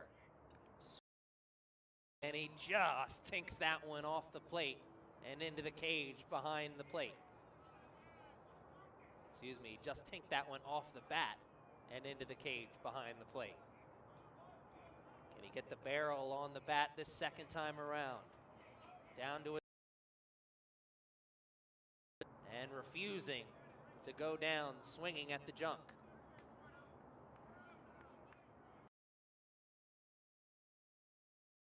Payoff pitch here in a big spot. Bases loaded, 2 outs, 1-run game. Zayas looking to close the door, and that bounces to the plate, gets away more time.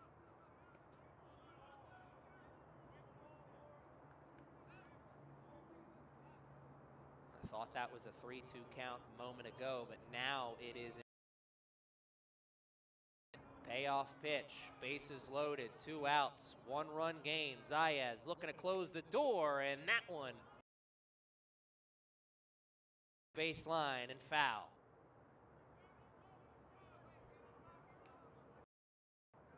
He's earned the right to see one more. What will he do with it here?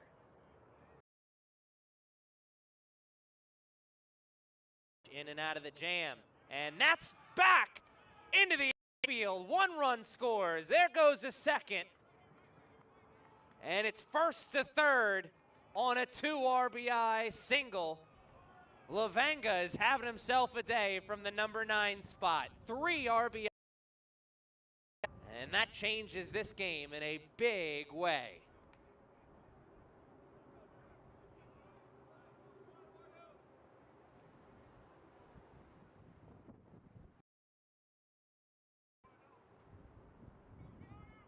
Top of the lineup comes back around for the finals.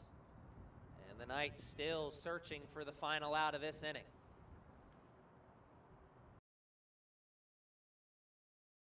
A tough break. And remember that hard slide into second by Livingston.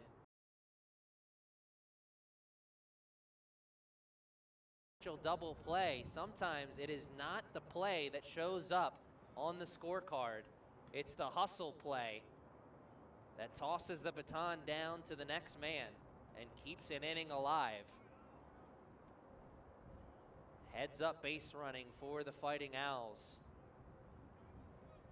as the breaks of the game go their way one more time. Is it the final time?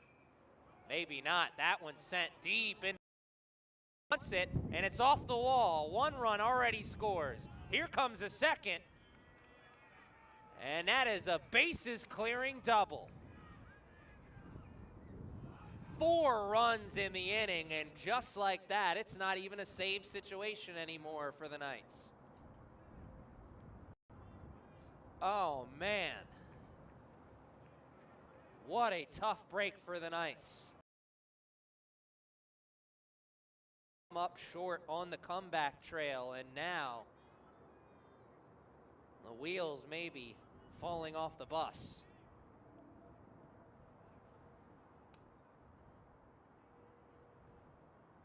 Bases loaded and a single to score 2, and then a double to score 2 more.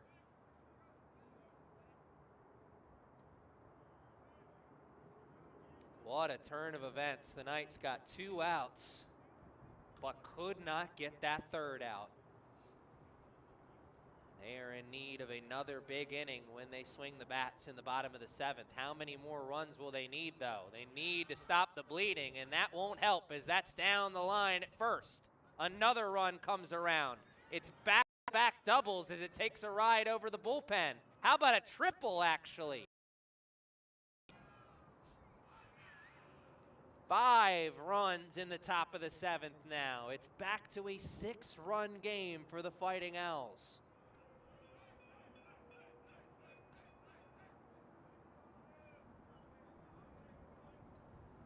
Oh man, when you're hot, you're hot. And this Fighting Owls team, Johnny Storm level on fire.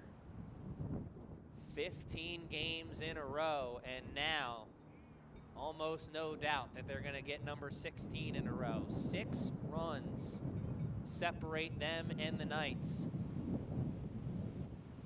What a turn of events here in the 7th. Just like that, the chances for the Knights are back to slim and none.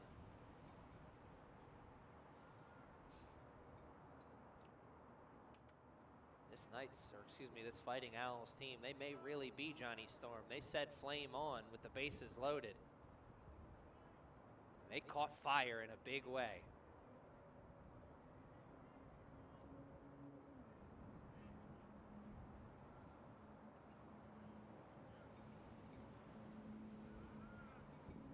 Zaya is still doing the pitching, still sure this is his game at this point. He'll take that 3rd out whenever.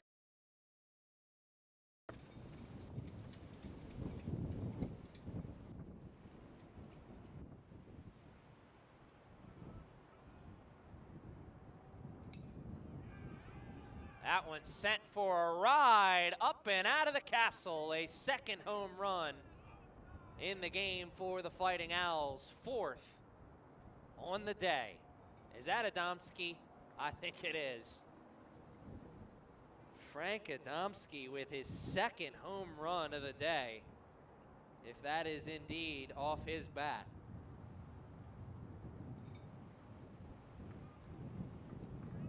And indeed it is. Frank Adamski A 2 RBI home run.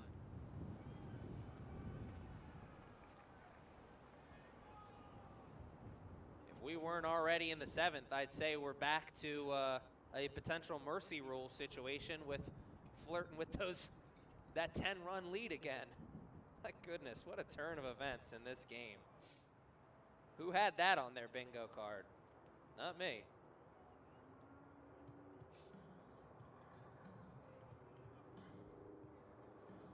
Frank Adamski is 2 for 4 with 4 RBIs, 2 runs scored, and hey, by the way, 2 walks as well. They can't keep this man off the bases. Can't keep the runs from being piled up either, as they will eventually go to a change. New pitcher coming in, 17-9 now on the big board.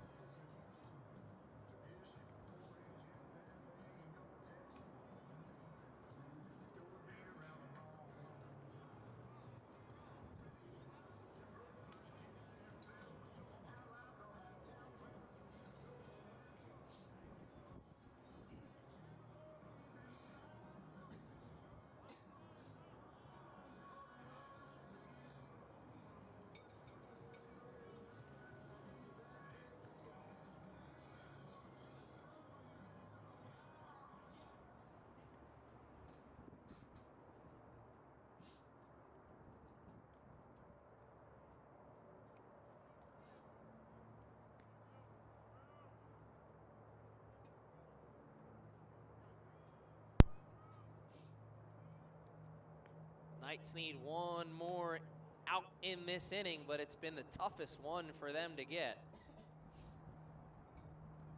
as they have been stuck on 2 outs in this inning for quite some time. William Hartman is doing the pitching now. It is 17-9 right now. We are a ways away from where we started this inning. A 10-9 game, 7 runs later. Fighting Owls are still going, as Hartman gives up a single on a hard hit ball in between 2nd and 3rd to the first batter he sees.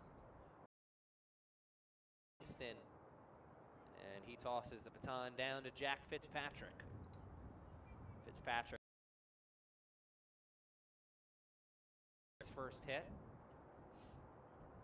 Swinging at the first one. He'll start off in the hole 0-1.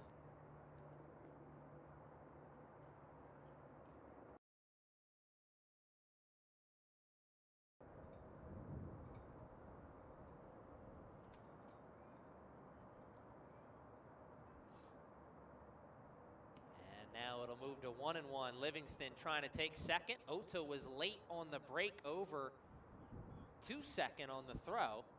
But the throw was on the wrong side of the bag, so it would have been tough regardless if Ota got there right on time.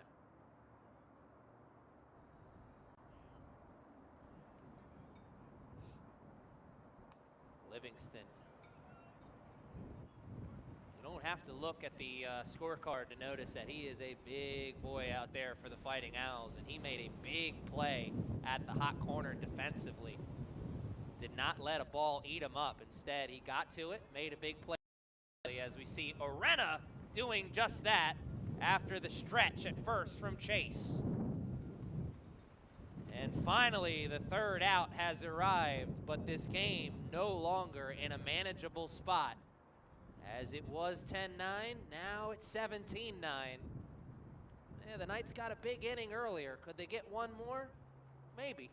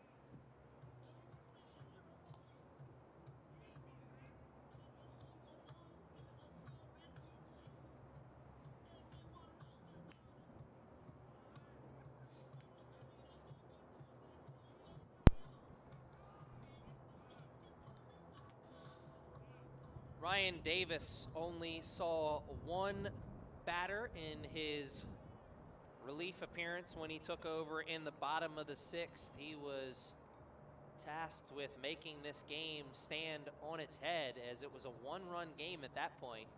Much different spot for Davis, as he's no longer looking to get the save. Instead, he'll just close the door on this one gently for the Knights, or not so gently, depending on how it goes. Guerrera is the leadoff man in the inning for the Knights, which means behind him is McCray and Vargas. 6, 7, and 8 is the 1, 2, 3 due up in the bottom of the 7th. Guerrera goes down on the pop fly to the left fielder, out number 1. McCray getting the swings in, trying to show some semblance of hope here for the Knights, as they had a whole lot of hope at the top of the 7th. 2 outs. Just couldn't get that 3rd out.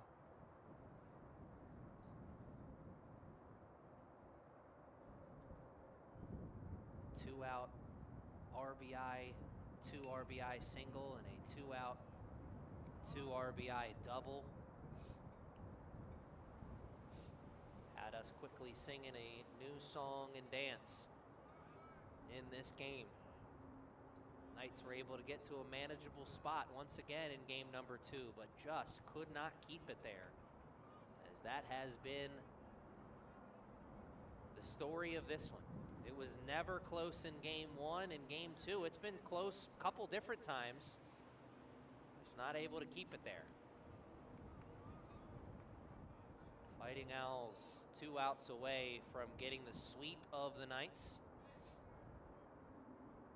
Their 16th straight win. Their 42nd win on the season, as McCray earns the walk. And hope will stay alive here for the Knights for a little bit. Vargas has been seeing the ball well in game number 2. Hopefully that trend continues. Hope springs eternal for the Knights.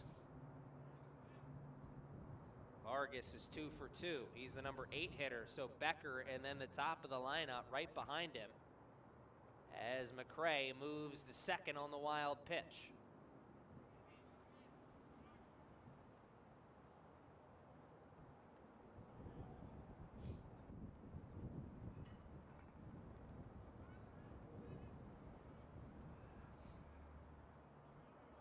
McCray now in scoring position. Vargas looking for the RBI, and avoiding that one as it was on the inside portion of the zone. Called a ball by the umpire.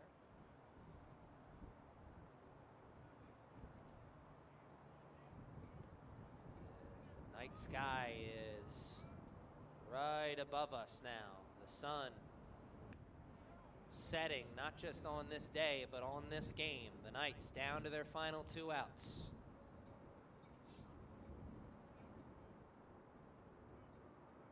Vargas looking for something he can elevate into the left center gap. There's a lot of space there. Can he find it? And McCray will find his way over to third as that gets away from the catcher, and he almost thought about taking home. The catcher found it at the last second, and Davis was waiting for the ball at the plate. Good job by him backing up. Heads up move by McCray, moving himself into scoring position, or even further into scoring position. He can score 90 feet away. 90 feet away. Maybe bring some PTSD for some Knights fans who have been with us all game long. The Knights had the tying run 90 feet away back in the bottom of the 6th. Could not bring it home.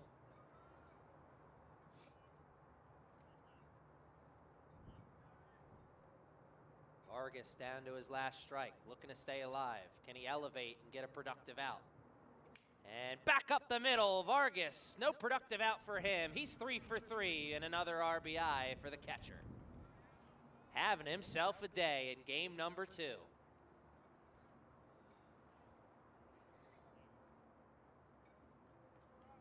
Vargas, 3 for 3 and 3 RBIs. Tosses the baton down to the number 9 hitter, Mason Becker, who's 0 for 2 with an RBI. Well, that's a step on the comeback trail. Becker trying to take another step on that swing as he was loaded up and exploded the bat through the zone, but couldn't get the barrel on the bat, or couldn't get the barrel on the ball. No chance at that one as he spits on it. Comes through the left-handed batter's box, moves the count to 1-1. Maxwell Urena is in the on-deck circle waiting for somebody to get on. Somebody else to get on, I should say. And the hands start to come forward for Becker, and the umpire says the bat should have followed as that clips the outside portion of the strike zone. 1-2 now.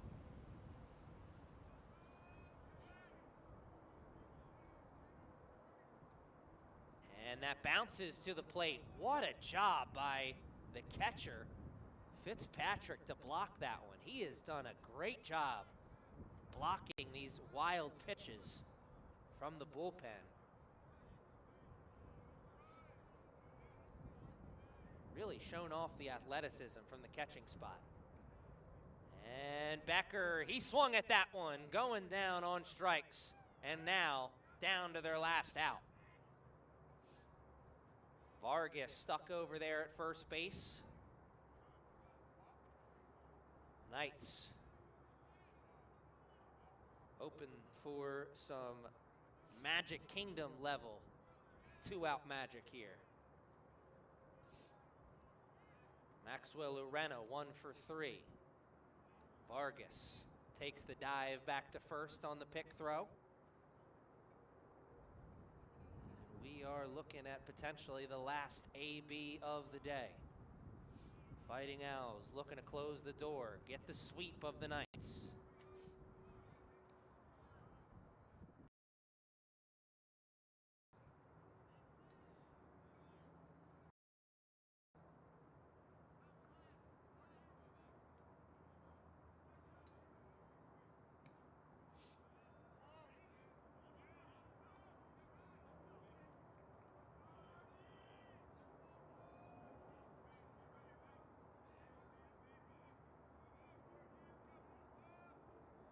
Maxwell Urena waits for the next pitch. Vargas with a sizable lead over there at first. Urena spits on that one as it started low and ended even lower.